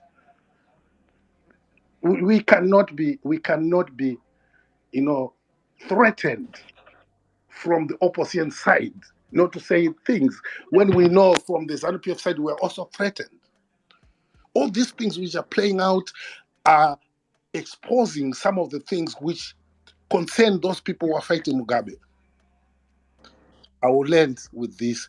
Please listen to Zeti. Those people in Bulawayo, They know exactly what their grievances are. And they know who is who. Beyond you guys who are here on Twitter were saying, oh, Tshabangu is the fuzz. Imagine when they were building CCC in Blawayo, these guys putting their efforts, putting maybe their money, their time, and somebody on Twitter said, oh, Tshabangu is fuzz. And the people he was mobilizing are reading, they hear you on Twitter. Oh, did you hear that? People are calling you your ZANU-PF, your fuzz. That's the tragedy we had in MDC. When I was highlighting some things in MDC, I was called CIO. I'm ZANU-PF. Everybody who highlights things is labeled ZANU-PF CIO. And it's this failure to acknowledge. Take a mirror test, guys. Stand in front of the mirror and see what you see. You see glaring shortcomings. You are a movement which was, as you said, which evolved from MDC Alliance. It needed a lot of work to structure. Unfortunately, the way you approached it, nobody can criticize why you did it. It was your strategy. But the results are here. And Ango Jeza, thank you. Nobody should say you are doing a useless job by bringing people to discuss this. Because the recalls now impacting the nation. You see, there is a lot which is bringing many people, some who did not have a skin in the game, now they realize, oh, we have a skin in the game here because now they're going to recall an MP. Or we have an MP which we did not want. Somebody said, I want to answer before I land. Someone said, Tshabangu did not sign nominations. He signed double candidates. The fact that there were two officials claiming to be officials of CCC and two candidates claiming to be representing CCC, that's the internal strife, which people are saying, sort your house. You are on one side of that story. There is the other side, Iriku Shabalala. Iriku, the other side of the story is part of Twitter, who is not here on Twitter. So there are many things, guys, you can attribute to ZANU, but you are failing to take responsibility for accountability. You cannot be the next government unless you are accountable. And to someone who said it might demise this CCC, yes, the failure to resolve internal problems can result in the total demise. Analogy, Dashka muka increase the temperature, rimu bodoro yemvura. Rino adjuster, richiramba adjuster. Adjustment there richifuta to accommodate the adjustment. Ikarama increase a Richard adjuster and the Rishinak is going to adjust. That's carry and drop also putika. That's energy of CC. Thank you, Angojeza. Right, thank you very much, for that. Right, so the next speaker, right, I don't know, let me see. The next speaker, was it Tine? Yeah. Oh. Mr. Gerard, how are you? I am good. Nah, Kurinani one. Yes, man. Thank you very much. Man. Good. Yeah, it's not to run long time, but my point is the way it is now, I don't think we are going to solve this problem. As long we have ZANU-PF Namdenda, as long we have ZANU-PF itself, Mdenda na Mnangagwa, Varipanyanga, definitely we are not going to solve this problem, recalls. Why? The constitution itself say, I know, anyone, as long as it is a party, anyone can claim, I know, I'm the Secretary General, I'm the chairman, you understand? So I think no matter, even if we have structures, even if we say, I know, we hold a Congress, whatever we can say, but the reality of the matter is, as long Nelson Chamisa is still our president, those guys will do everything to make sure that no, there are recalls in parliament. That is my point. Then, two, on my side, if we check well, from 1980 up to 1919, up to 2013, Tangati Sinama many recalls in parliament. You understand? So I think that's the strategy from ZANU-PF itself. We can just say, no, Tshabangu this, and yes, it might be Ngonzora before, it was Ngonzora before, now it's Tshabangu. The next thing, maybe it's another person also who is going to recompose. What is more important now? As long we have the Speaker of Parliament who is coming from a party, like what we have now, we have Mudenda as our Speaker of Parliament. This is the strategy they have. The fact remains, Mudenda is the one who chose which letter to take from, like what he did on Tshabangu's side. Nelson Chamisa wrote a letter on the 11th of September, but he disregarded that letter and go on to take that one from Tshabangu. So I think that's my contribution on that one. Right. Thank you very much, guys. You know what? I've been alerted to something that was making me even wonder what is going on. I've been alerted that the comment section is disabled. I don't even know how that happened. How do I enable that? I think you have to do it before you start, Uncle.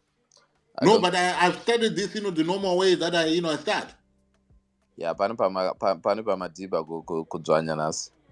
so once you start it, you won't be able to enable it, unfortunately. So yeah, at least. Apologies, guys. Apologies. Thank you very much. Kuna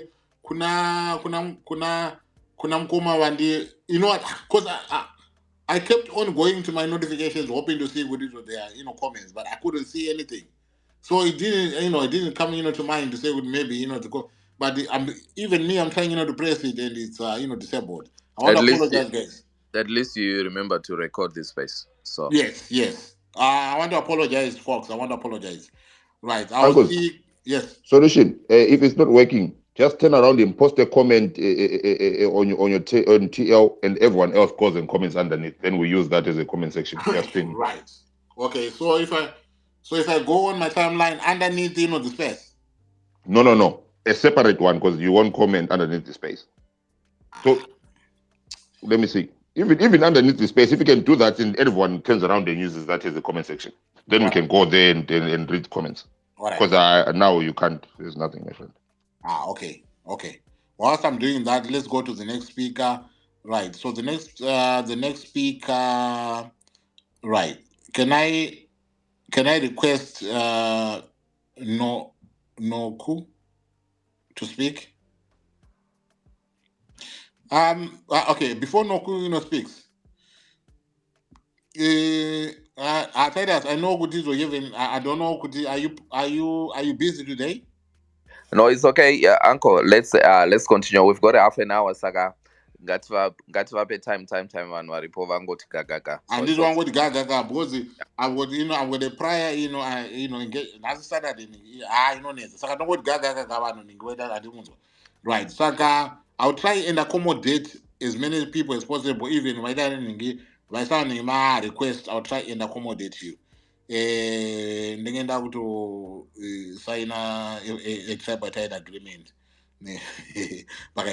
Right. Noku, are you there? You're not okay. Yes. I'm here. Oh, sorry, my network comes and goes. So let me know if you can't hear me. No. Okay, so I can hear you. Go ahead. Okay. Hi everyone.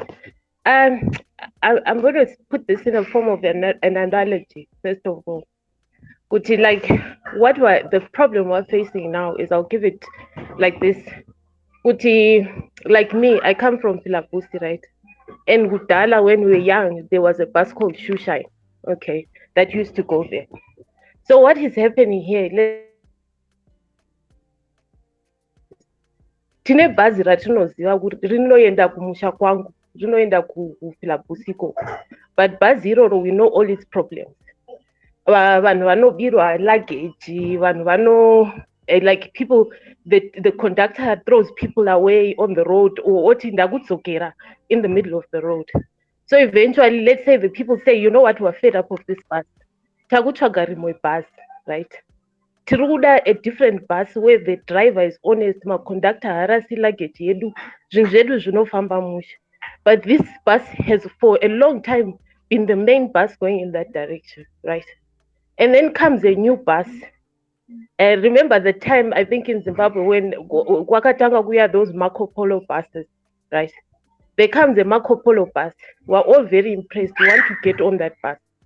But Baziri, we can see Rine slow puncher. Rine slow puncher and there's an engine sound. Rine noise Baziri, right? And we know there's something wrong with that bus. But we can never go back to Shushine because Shushine is we need a new bus. We all agree we need a new bus. But we see our new bus has got small issues, has got no issues that need to be fixed, right? Then my driver, nema conductor bus, just get into the bus. Because mukasapinda mubhazi vanhu veshushine they want to destroy our bus and vanouya vokata tires and steal luggage. Let's go tibude murengi tiende. Okay, so we go in. Initially when the people are in the bus, some people are saying, guys, there's something wrong with this bus, we need to stop, right? And then others in there are saying, if you don't want the bus, get off the bus. Okay, so now we've gone out of the station, right? We've gone out of the station. But the problem now is we have to decide, Baziri, we need to stop Bagaraj, Tigadzire, that engine sound, because it's getting worse, it's not getting better. Puncture iri, rato a full puncture, and we're now traveling on the rims, right? But pane vanhu vari mubhazi imomo vari kuramba vachiti no, tikamira ava vari kuuya. But here's the question. Tikasamira pagarage, we are going into the darkness. There's no garage in there, right? We are going to be stuck somewhere out there. Ongatimirei pagarage, tigadzire, tizive kuti engine noise iri kubva papi, tigadzire tire redu, tifambe. And then the other thing is, vanhu vari mubhazi imomo, munhu akangotaura kuti pane noise, tiri kuinzwa noise, tiri kuona tire, right? Munhu anoti kana usingadi, chibuda mubhazi. But at the end of the day, that bus will not get where it's going. Isina mari fuel. Fuel inobva kuvanhu. Saka kana muchiti vanhu ngavave bhazi kana vasingadi sound, it means not only does the bus have a flat tire, has an engine sound, it means the bus at the end of the day will have no fuel. Because the fuel to every political party is you need to get everyone into that bus. You need to make it so that there is no question. It's not 1.9 million to 2.2. It's 5 million to 1 million. And then that's obvious. So the question we have to ask ourselves now is, Tisati Tapinda, we've got until 2028. And in the pressure will reduce a bit after election years, but the pressure will come more when the elections are getting closer.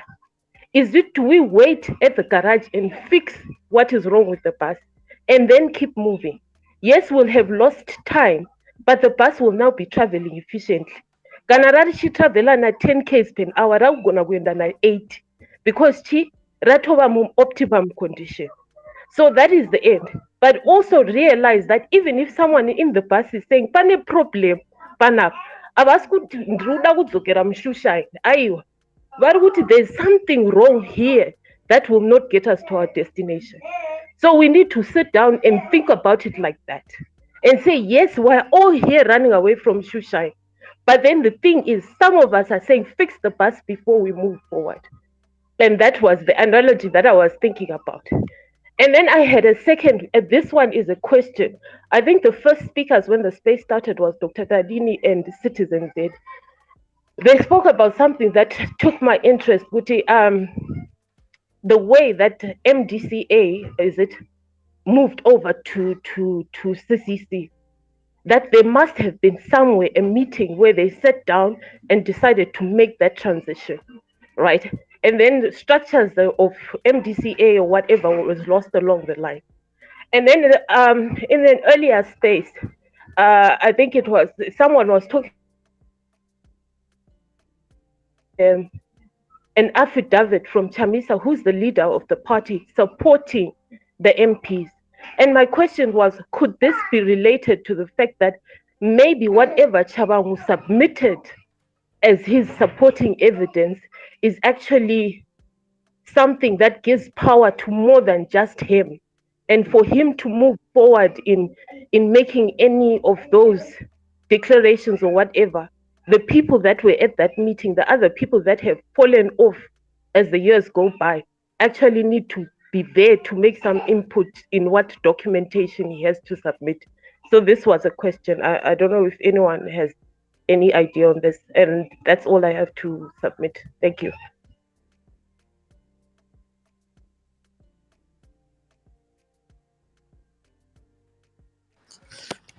I hope people are listening to Noku and Gojeza. Thank you so much, Noku. Your analogy was fantastic. Thank you so much. Right. Sorry, guys. Thank you very much. Noku, thank you very much. I didn't see good this Titus in the garden.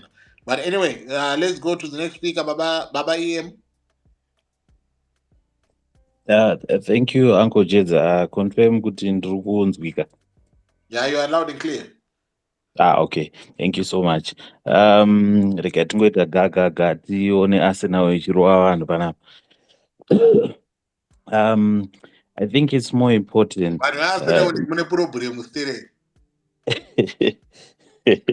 Aiwa, rega ndimbotaura yeZimbabwe tozoenda kubhora time. I think it's more about people being genuine and honest. ZANU-PF has made the political environment very ruthless and brutal, so to say, for opposition players. This cannot be wished away or ignored. Recent happenings as well in Zimbabwean politics cannot be distanced from ZANU-PF and its machineries. Same as even the Monzora 2020 issues. In the wake of all that, of such, I believe it's time for us citizens to take our positions and demand better from these guys. I mean, citizens, we have the power. We're supposed to be the ones who determine who leads us. I have heard my brother, I think Zeti, and others sharing their opinions, including the previous speaker, but not mentioning the ZANU effect. I think this is not being honest. All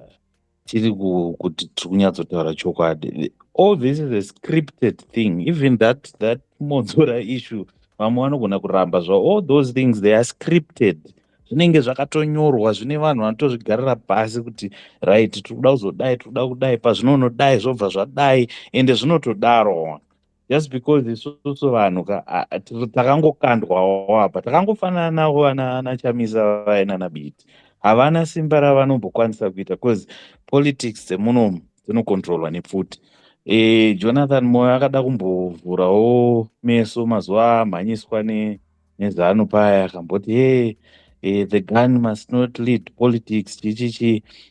That was true, but ona nguva yacho yaakupepuka nekuti yaabudawo munhingiriki much. So if we are not honest and genuine about fixing our crisis as Zimbabwe, tinoramba tiripo ipapo. Let's continue to stand firm as citizens and tikwanise kuidentify enemy yedu ka tonyatsoona toisa pressure on ZANU-PF.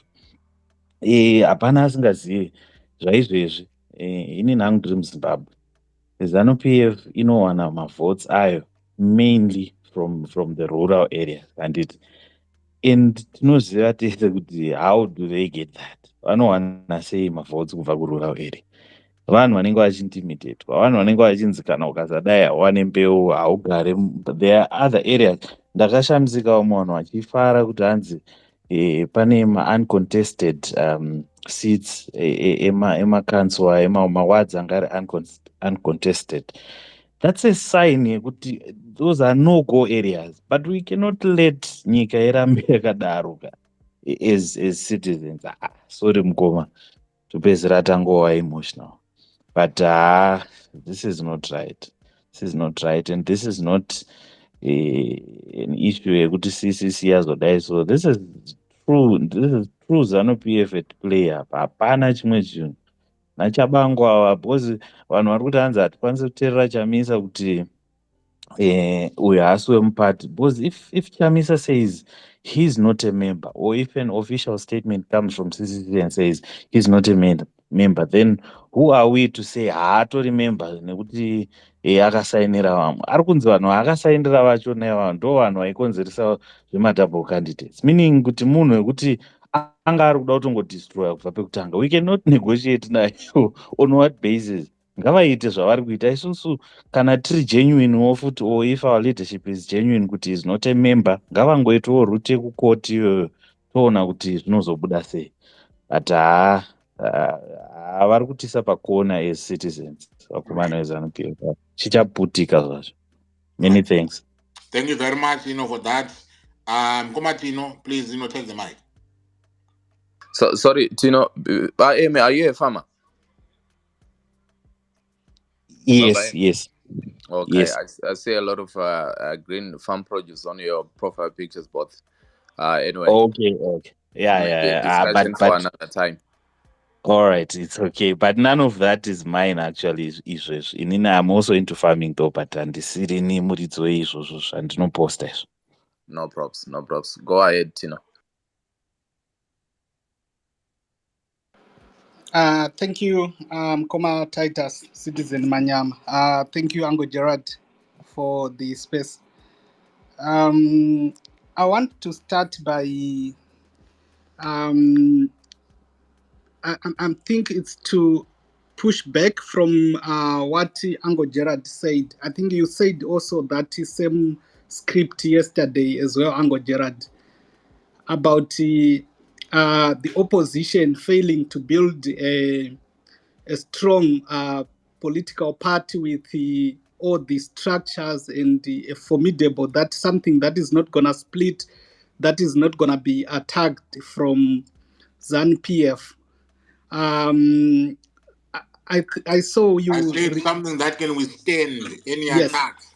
And what I was saying is I was speaking to what Mududuzi said about the intent, building up, internal, processes. Yes, exactly. Yeah, those were not like that. Those were That's not necessarily my views, but I was responding to the views, that are being put, across, right there. Okay, so these were views. We're just putting across some views of other people that were saying the views. So I thought maybe it's your views, because yesterday you said the same things as well. So, but I didn't have the time to. Yeah, but still, there's nothing wrong in building, robust, systems. There's nothing wrong, with that. Yes, robust systems. Yes. So that's what I want to push back on to say why is it not possible to do that in Zimbabwe? Because in Zimbabwe, those kind of things, yes, we might do all those things, but it's not possible. It's not gonna be something that ZANU-PF can withstand. I want to give an analogy of the reason why we came the CCC. It started of this thing of not having structures.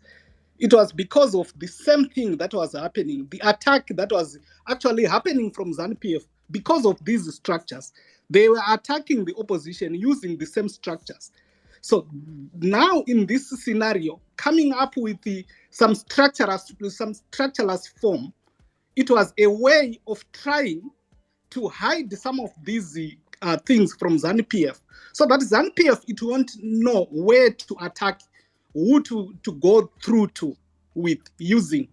So this is what I wanted to say. If ZANU-PF manages to attack a political party that was older than itself, ZANU-PF itself, which is ZAPU, the party that had a political, a military wing, which is called ZIPRA, but ZANU-PF managed to attack that party with all its structures, with all its systems, with all its international support that it has. But ZANU-PF managed to destroy it. And even right now, as we are speaking, ZAPU, it still have some properties which are still controlled by ZANU-PF, which they are still wanted to get those properties. But ZANU-PF is refusing with those properties. What about a 1 year, 2 year old political party? So it's not a thing of saying that we are failing to build robust party structures, or we are failing to build something that we can withstand ZANU-PF. The issue here that we have, and the other thing, before I go to the point of what we are having, what is the causes of these issues that we are ending up having these splits. There was also someone said, I'm not sure, I think it's you also, Ango Gerard, you said that ZANU-PF is not breaking, they are still stand. No matter if there are challenges, they are overcoming them, which I found not also correct, because ZANU-PF itself, it's breaking time and time again. Besides having that kind of a structure, organizational structure that they have, that they build, which is very formidable to many, but it's still breaking. People are being fired. We see the people like Dabaning Stole being chased away, the Edgar Teke going and forming their own party, the Joyce Mujuru, right, forming their own political party, the Didbas Mutasa forming their own political party. Himself, Mnangagwa himself, he was already chased from ZANU-PF, right? He had the blessings of the military that he had to bring him back. If it was not the military, he would not be there. So it's not also correct that it's formidable that people are not jostling for power in this ZANU-PF. So here, back to the opposition. The issues that we are having, it's not a matter of saying that it's emanating because they have weak structures or they have weak organizational thing that they have. The issue it is because people in nature, they are rational animals, right? When I say they are rational animals, they jog for where they think that they can have something to have on their pockets. If you see that you are not gaining to get any financial benefit from it, you tend to behave in that way, in a rational manner, that you're gonna get something. If we look at this issue, there are some people who are actually saying that if the people in Zimbabwe, they are not recognizing any political party, they are only recognizing someone, they are following Chamisa. So what they are going to do, they will eat for these 5 years, and then after 5 years they will see what to do, like what the Ngonzora did. So they are also doing the same thing. So it's people who are behaving in a rational in a rational manner, which is a bit greed, but it's common for human being to do that. You cannot change that. No one can change that, right? So the ZANU-PF effect, it's coming in because these people, when they are planning to do these kind of things, these attacks, they taking into consideration ZANU-PF in their equation. They know very well that who is the biggest enemy of ZANU-PF right now. Then they know that it's Chamisa, because Chamisa is always giving them problem. So if there is something, you know, how many strands of ZANU-PF can you name? How many strands of ZANU-PF can you name? Yes, how many strands? Like how many people live in ZANU-PF? No, strands. We had MDC, MDC 99. So it won't happen. Yes. Okay, I want to say this. It won't happen for someone to register remember, we are designing Donga. It comes from ZANU-PF. We have that Yadongo. We have the Dongo did not have any political party that came from ZANU-PF. But he was a member of ZANU-PF.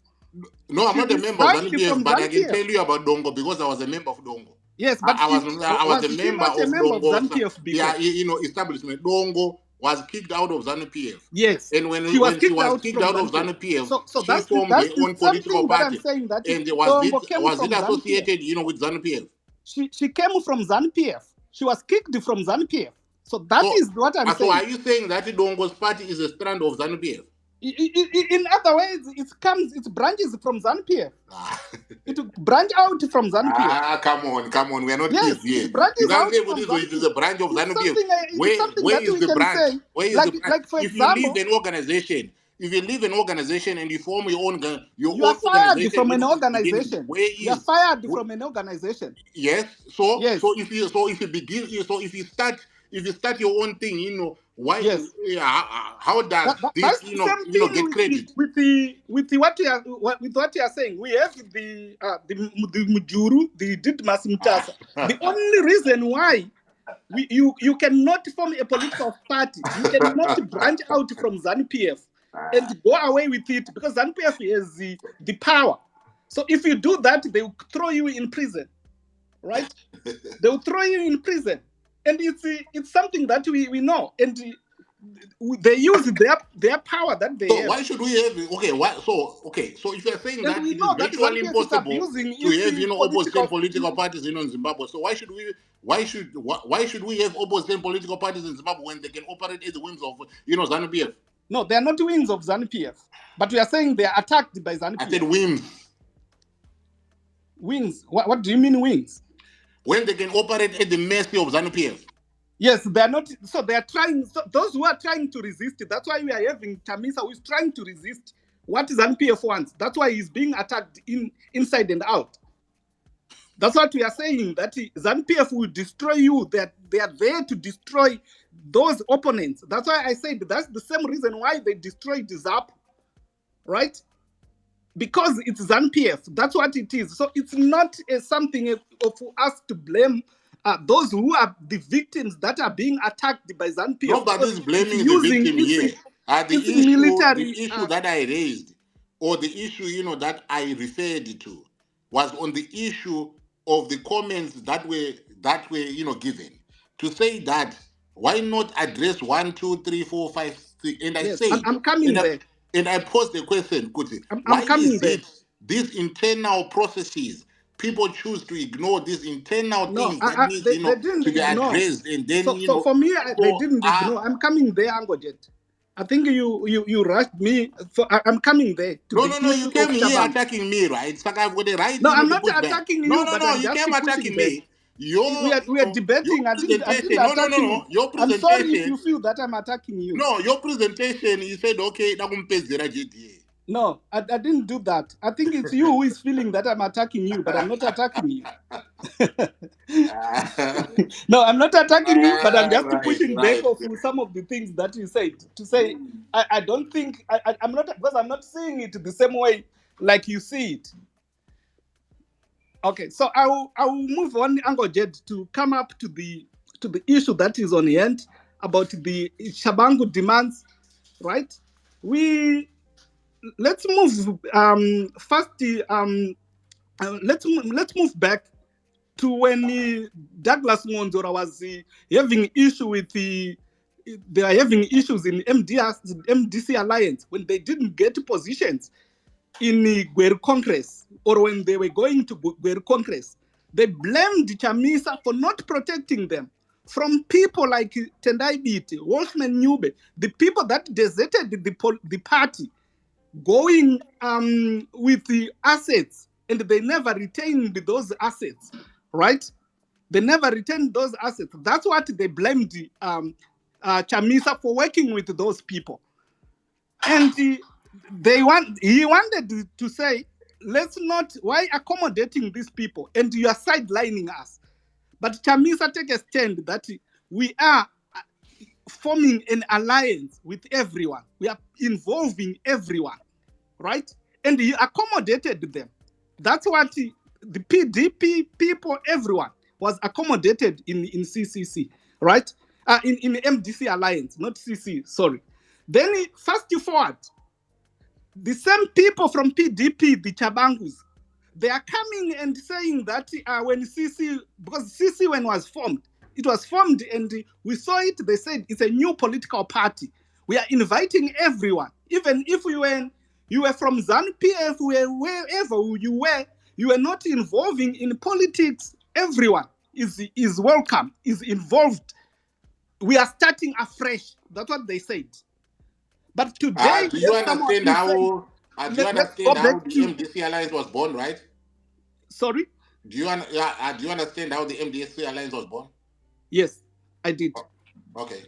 I did. MDC Alliance, it was formed when Tsvangirai was there. Okay. Yes. So when they formed, and then everyone was welcome, and then the same Tshabangu, the people that came from PDP. When Manzora was complaining that Chamisa, why is Chamisa bringing these people? Because they have treacherous motives. The same people, he's coming and saying that they wanted the positions from the Gweru conference because Chamisa is now involving other people. Now they don't want Chamisa to involve new players, but them, they were involved. So these are double standards. So why should we not embrace other people? Because you want us to do to his issues to be addressed, but he's forgetting that there are some people who also came and supported this political party who were not involved in politics. So as a leader, your main objective, you seeing things in a helicopter view. You are not only seeing things in a closed box whereby you only want to give a certain individual called Tshabangu a position or a certain individual to protect him so that he can keep his position. But you're looking things in a helicopter view to say we want to embrace everyone because that's how growth it can be embraced. So that's exactly what he did. So in conflict resolution, you only not focusing on only one individual or two individuals, but you focus on embracing everyone and looking at the collective process on how to solve those issues. So that's exactly what Chamisa did. There are some people who were also embraced, and many people. That's why even if we to take account, even here, even on this space, the people that support CCC, most of them, there are very few who are disgruntled by this. Many people, they are happy with it because they know very well that that was a good decision that Chamisa take, and it embraced everyone. That's why going to the elections, the same people that Tshabangu are put using the back door as double candidates. That's why those people lost in the elections.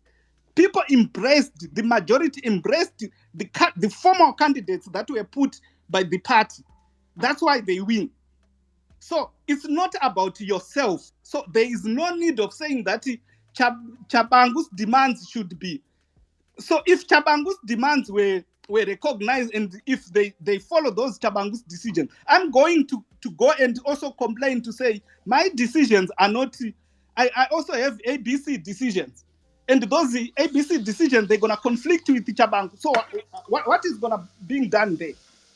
So the issue is here and there. So this Tshabangu, they have their own treacherous means and which they are just doing. They already planned this even before the elections. We are not surprised. That's why we are seeing even Wopio, the same statement that he is saying. You are saying the same thing again because that is the propaganda they were propelling even before the elections. That's why we had the famous saying of Sisi is dead as Dodo. Can you prepare to land? That's what they were propelling. That was their message. So it's not something that we are surprised with. I rest my case. Thank you very much. Right. Seke, Muribo Rabu Seke. Ndiripo. Andiluzobhadhariza wakamombe ndokubhadhariza mkwasha ndokubhadhariza. Right. Jora ichimuti Seke. Thank you very much. Firstly, ndida kunguripota kuti Chelsea is leading 1-0 at the minute, right? Saka ngatifarei tose panapa naika. Ngatida kuirova zvokuti dhu inonzi chiko kumagana dzada kuvarova zvokuti dhu. Right. Okay. Right. Nyaya panapa, okay. Let me put a different narrative here altogether, like guys. Nokuti we don't deal with my problems. No, we need to deal with solutions. That's how people behave. I mean, you have to do.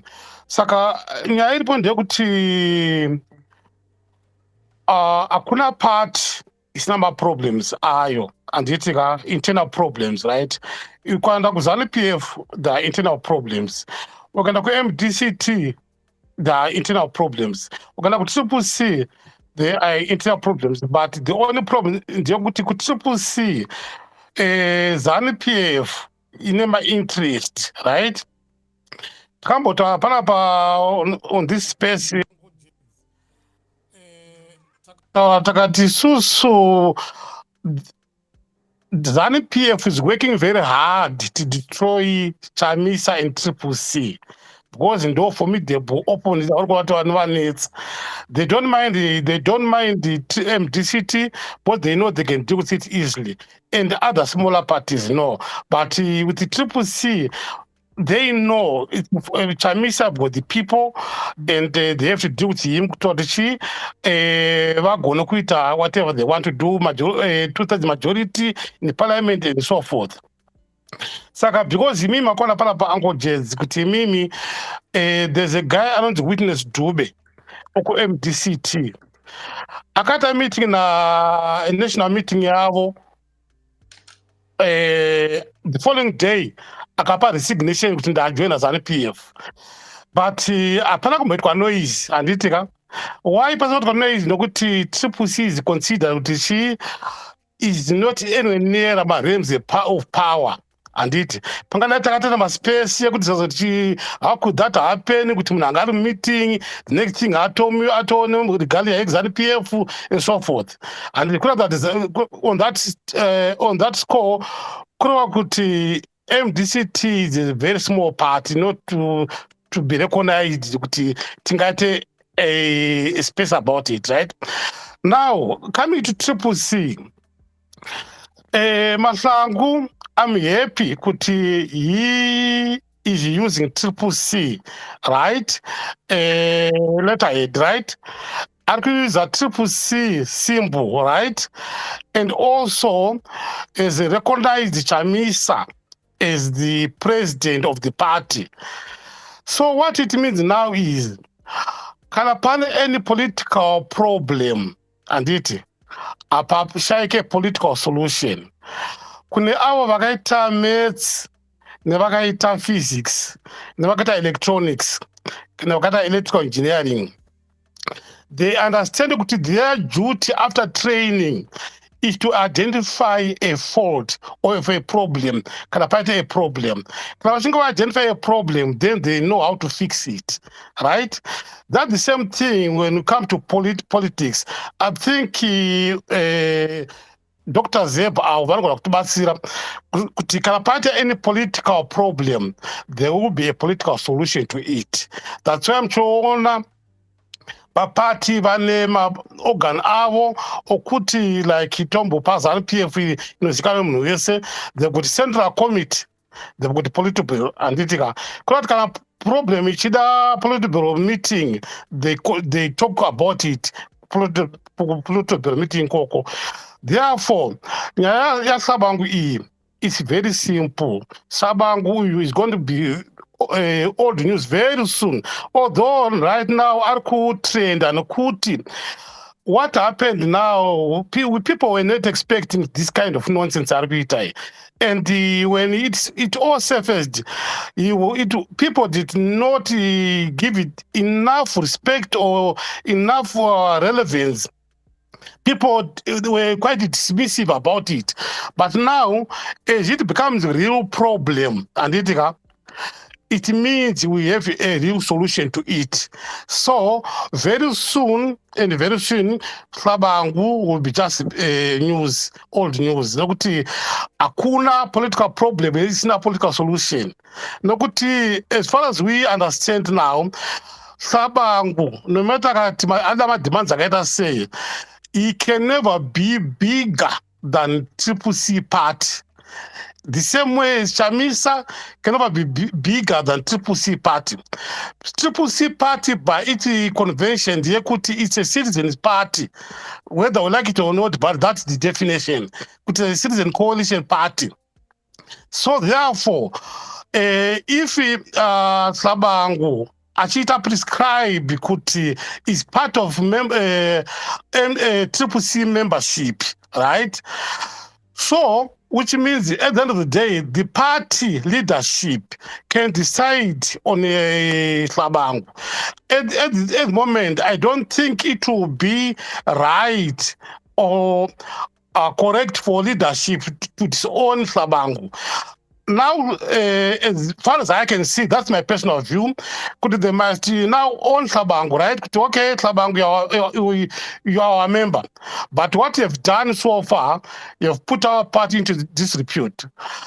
A party can convene a meeting, right, and talk about these issues and come with the resolutions. And one of the resolutions will be to say, Tshabangu, our party member, you've been fired. Just like how Tekken was fired, like how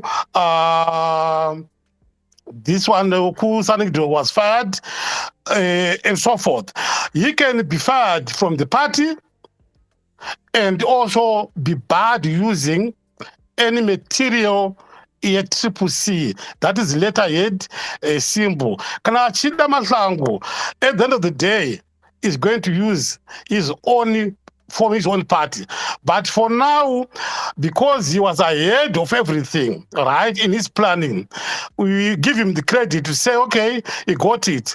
But even if Takadako by-election, we know there's a possibility our candidates might not be allowed by ZEC to participate, since that the very reason they are the vacant, the very reason why there was vacancy in the by-election.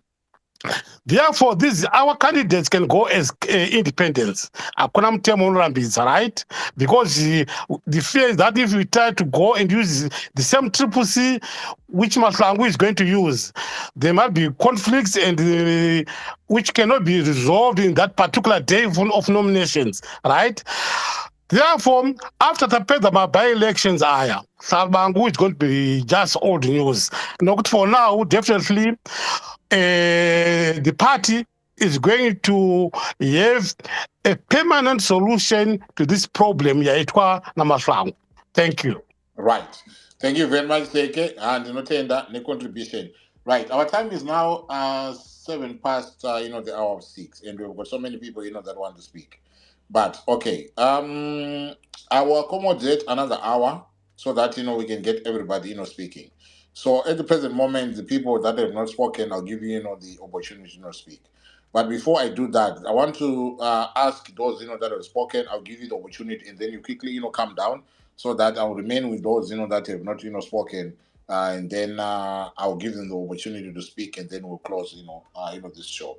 Right. So I'll start with Dr. Tadini. Take the mic, please, and then you're going to be followed by Zeb, Dr. Zeb, and then you're going to be followed by Citizen Z. So make your brief contributions, and then I want to refer back to the if there's anyone still here who has spoken before. If you need to make another contribution, just raise up your hand so that I get you guys off the speaker forum, because we only have got under an hour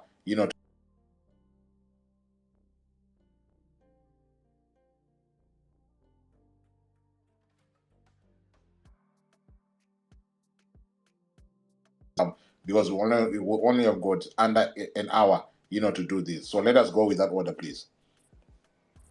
Right, thank you very much, Mukoma. I will use an analogy. Ndinobva nyanga, nyakomba, nyadowa. Kune mapere anovhura matanga embudzi, achitora mbudzi odya. Handiti. Sababa, it is my responsibility kuwaka danga rekuti bere haripinde. Saka ndinogona kuwaka nhasi, bere ropinda rotora mbudzi dzodya. Ndorigadzirisa mangwana ndori reinforcer. Dzopinda futi dzotora mbudzi dzodya. Then the same thing happens a third time. Then sababa ndomira pamberi pedare ndotanga kukomplaina ndichiti aiwa haisi mhosva yangu. Sorry, tineida wadzima maiki. Ndotanga kukomplaina ndichiti haisi mhosva yangu. Mukoma Gerard, ngaone zvekuita natinei. I'm meeting him over it and mute Saga anyway. It's fine. And let's go. Yeah. So ndotanga kucomplaina ndichiti haizvi mhosva yangu imhosva yemapere. Munonyatsogara neniwo padare sevamwe varume monyatsobvumirana neni here kuti aiwa imhosva yemapere. This is the problem that we are having. Until we realize our own fault and our own participation, which is being taken advantage of, we will never improve. We'll keep on being a people that are on the back foot, always accusing our opponent who is acting naturally. You have to understand that Bere, which in this case is ZANU-PF, is acting naturally as an opponent. This is what an opponent does. Take advantage of anything that the opponent is doing that will gain them a better footing. This is what is happening. So if you never look internally and actually address whether it is structural issues, it is leadership issues, and you never actually address them yourself with, no, this is something that is wrong, there's no improvement that's going to happen. You will be stuck in a cycle that will repeat itself. As an example, the recalls that we are facing now are a repeat of recalls that happened in 2020 May. Then you said you came up with a solution ekuwakadanga. For wakadanga danga racho rapkanywa zvekare. Then you say, no, I'm going to blame Bere. No, it is on us to actually build things that can withstand the attacks of the hyena. We cannot blame Unazviite kana mukoma. Imimi muda kuvaka ngidanga imimi hadzazvi kuita kaizvi. Because the moment now that you are now trying to say, the impossible, no, that's a defeatist mentality. I am not one of those people that think ZANU-PF is a good no defend against ZANU-PF. It is only something that comes from people that do not want to address our internal problems or problems as opposition in its various colors. Whether you're talking about CCC, My Valerio, or any of it. It's just merely people that want to make ZANU-PF look like it is a demigod of sorts. We are the problem in terms of us failing to guard against ZANU-PF. ZANU-PF is the problem in terms of the reason why we are suffering as a people. But we have failed to remove ZANU-PF because on our part, we have not come up with the right apparatus to remove ZANU-PF. The evidence is clear. You cannot say that we have succeeded and we have generated the best ideas, yet we are not in power or we have not addressed the problem of ZANU-PF, or ZANU-PF has not lost a single election. Clearly, that is the only evidence that is there. Unless you are now living in imaginary worlds that you create in your own world. The intention is one, to remove ZANU-PF out of power. Has that happened? It hasn't. So you cannot stand in front of 300 people and say, no, this has been very successful. How has it been successful when the ultimate objective has not been met in any way? And if anything, the opponent keeps on gaining more ground, especially Nema recalls. They now have gained more an upper hand in parliament, and they have an opportunity to go back on the ground because it's not any of their seats, traditional seats, that are at risk. It is only the traditional seats of the opposition political parties that are at risk. So in this, they have nothing to lose. So either ways, they are gaining.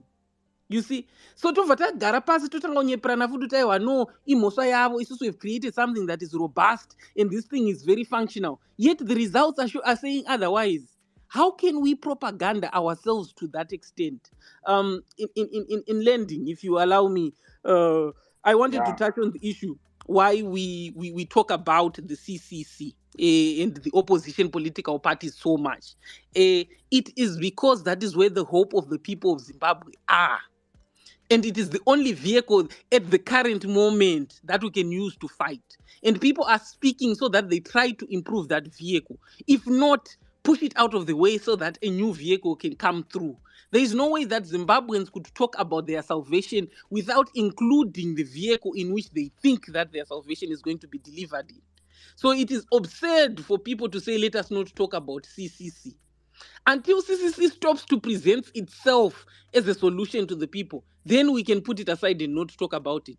It is the same argument of someone saying, no, if Zimbabwe is suffering so much, don't talk about ZANU-PF. Why are you talking about ZANU-PF? Just get up and do your own political party and do your own things. So I think that one is just lost.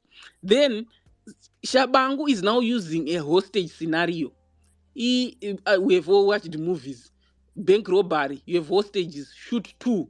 Tell the police that you are serious. You shoot 2, you throw the bodies of the ones that you have shot outside to show that you are serious. That's what he has done. And now he's asking people to come to a negotiation table. The argument Yekuti he is not a person to be listened to, he has no absolute power, again does not stand the proof before us. As a nation of 16 million people, we are going to a by-election, lest the court decides otherwise. And it's taxpayers' money that is going to be used in the court, even if it decides otherwise, which means he is no longer at the level to be ignored. It is again another form of Kuzimasha brain, of self-propaganda, and is not worth listening to. Yet the levers of power and your own hard-earned dollar is already being spent on this guy. So you cannot try to ignore him. Neither can the CCC ignore him, yet there are 14 applicants against him in court. Azite, and it just doesn't make sense. Lastly, the constitution that people are asking you to make is not for ZANU-PF. It is for your own protection as opposition, so that these things do not happen. That's why I always say you can even write a constitution that says the president, Nelson Chamisa, will not be challenged for the next 20 years. And he is the only sole person who can recall people. There's nothing wrong with that. The issue is, do you have a foundation document that captures your principles? People here were arguing, no, Tshabangu has no right. We are a citizen movement. People should have come and consulted the citizens as to whether people should be recalled. Where is that state of coming to the people and holding a citizen caucus captured? It is something that you just made up here, Wega, as one citizen. What if I, as another citizen, think that no, Nelson should have just selected who can go and who cannot without any citizen caucus? This is to show you the importance of having such foundation documents. But anyway, we can continue to pretend that all these things that are essential are not, and that they are not contributing to us being taken advantage of by ZANU-PF, as we have always done. And it will not lead anywhere. Thank you. Okay, thank you very much. Dr. Zed, take the mic. Guys, I'm now going to just whiz through, people, so that I get to 7 p.m. Thank you very much. Yeah, I have a submission and a question. I'll start with the question so that other people can research on it. The challenge to Tshabangu, I read somewhere that it's not an application but summons. Was it done via summons or application? Does anyone know? Which challenge? The challenge is to the recalls. I read somewhere that they decided to do via summons, not an application, when they went to court. I'm not sure. Where I read, they were saying, I think there's something to this Tshabangu story. Otherwise, they would have done application, an emergency, an urgent application, but they did summons. I have not verified that. Can anyone look into that? Because that brings into the grievance nature that there is more to it than just saying Tshabangu is not our member. Then my contribution is, people have been saying the same thing over and over from an observer perspective. And now we begin to hear even other people who are in the CCC. I believe the lady who gave the example, Bas, she's in the CCC. She spoke like she's in there.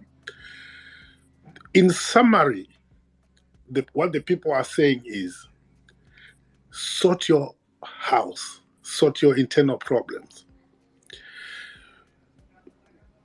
Mumba menyu muri kunzi ne community mune sewage iri kuita se yakunwira community yakabesta iri kutanga mumba menyu kusvikira community. So instead of talking about mashops ari pedyo haana chingwa atengesa chingwa chakaora, vanhu vari kuti go into your house and sort it, instead of coming out mochitanga kuda kugadzira tumatrench twokuti chi iwane another way yekubuda out. the sewage iri kunwira community. Many people say, oh, we can do this to Tshabangu, we can do this, Tshabangu is not our member. All those things people are saying, go sort them out so that munodzoka muchibatana nevamwe kufighta ZANU-PF. Dr. Tadini vataura pano kuti the way ZANU-PF is acting, it's normal for an opponent, but the existence of this opposition is the same nezvekuitwa neZANU. Opposition toda kudestroya chizanuism. So we are doing whatever it takes to destroy the ZANUism. And ZANU is doing whatever it takes to stay in power. Saka kuramba tichichema panapa muri kutoita empower ZANU-PF. Nokuti more people will be scared, many people will be despondent. Kuti ZANU-PF yacho kana ichidai. Especially paitwa ma-declarations kuti taisa anti-rigging system. Beginning 2018, taita ma-anti-rigging systems akadai, we are impenetrable. Moya futi ndimi wacho makutaura kuti ZANU-PF even this muri kuto empower ZANU. The issue ya Tshabangu is going to cost many people, citizens, their tax dollars money. Ya Tshabangu kwakatosetwa data regi rema by-elections.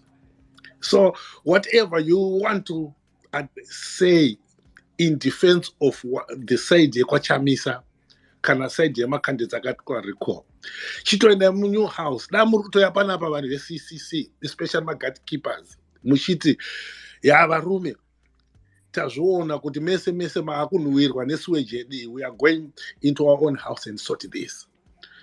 Don't come here and spend 10 minutes, 5 minutes trying to uchita rant in support one side of this issue. This issue has two sides because people have been recalled and the by-election date has been set and this issue is in court. Saka kana chinhu chamucourt chine two sides. Imi simply vari panapa muri one side of that issue. Isu ticharamba tichitaura nokuti takakumirirai kuti tiungane, like what Dr. Tadini said, kuti at one point this CCC, which is the hope of many, is nema smaller parties. We cannot force people to join us. They have hope in CCC. Kana vazviona vega kuti imatadza kusorova nyaya iyi, let another alternative inoteerera vanhu kana kuti inogona kufranda ZANU, ichiziva kuti ZANU inodestroya, ichiziva kuti ZANU inoinfiltrator, vasingacheme asi vachiita ma-mechanisms ekuti okay guys, let's go back to the drawing board. Ona tainfiltrate panapa, what should we do? Mapere, analogy ya Dr. Tadini, mapere apinda futi, what should we do?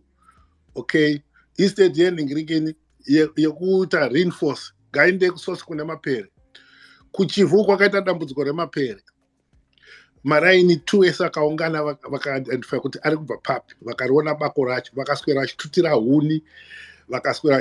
huni, vakazotungidza vakadira maparafini, mukaita zimoto, mapere akachema sevanhu, hakuna kuzobeta mapere. Ndo zvekutaura nevanhu kunzi ZANU-PF iyoyo it exists to destroy you. Right. Thank you. Thank you very much, for that. Right. Let me see if there's any other, old speakers so that Zed, do you want to, say something? And then 1 minute. Yeah. Yes, I'll have it in 1 minute. Yeah. Right. So, with me, guys, I try my best here. At this moment in time, as we speak, Tshabangu is in hiding in police custody. Really? Yes. Uncle, he's been in hiding for over a week because of death threats. Is that for real? Yes, for real. Oh, yeah. Puken is receiving death threats. You see? The elders in Blawayo, the residents, have come out speaking. Not for the side of the party, but for the side of the people that are being threatened. The concerns are growing.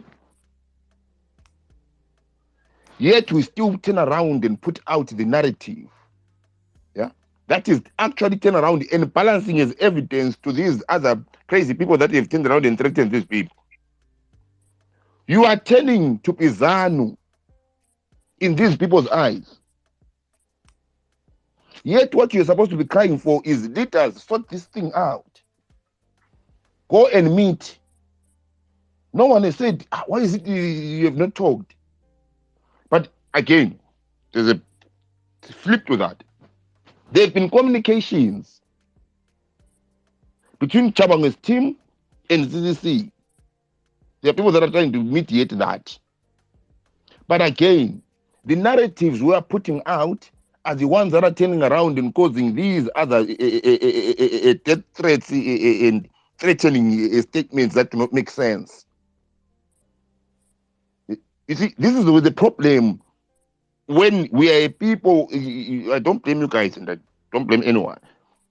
33 years, 43 years of living under a ZANU-PF and being forced to frog march to ZANU-PF things and attacking and everything else. Sometimes if we turn around and come out from ZANU-PF, we need to leave some behaviors aside. Because at the end of the day now, as we speak, uncles, Bulawayo is starting to gather under this thing. Because their concerns are true. I'll tell you this. When the selection process started, some of you were turning around and crying out here about Zek turning around and bringing papers in the afternoon that they're supposed to bring at 7. Bulawayo experienced that in the nomination in CCC election processes. Papers started to come at 12 when people had been lining since 7. When the processes of people going behind their people, the papers were taken and went to Harare.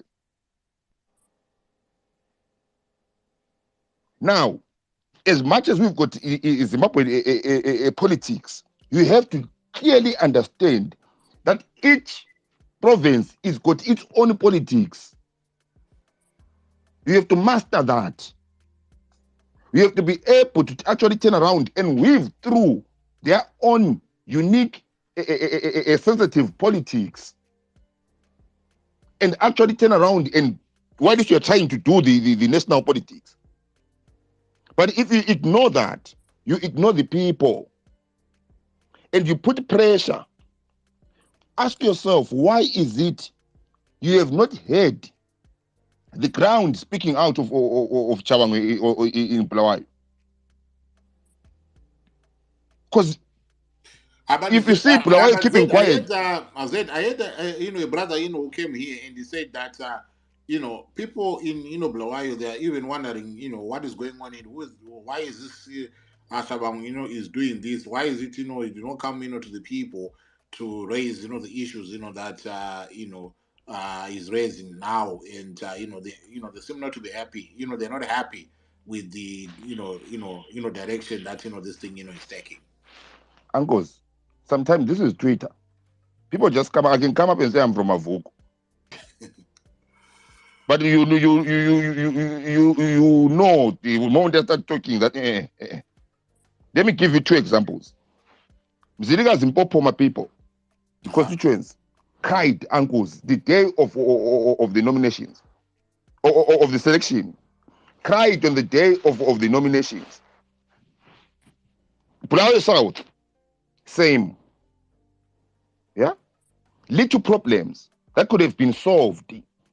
Yeah? By coming to say, guys, these are the people that we think are actually going to turn around and take the party forward. But you, with your ones that you've selected, this is politics, uncles, you negotiate here. You are going to turn around and do this. People of Country Park did the same.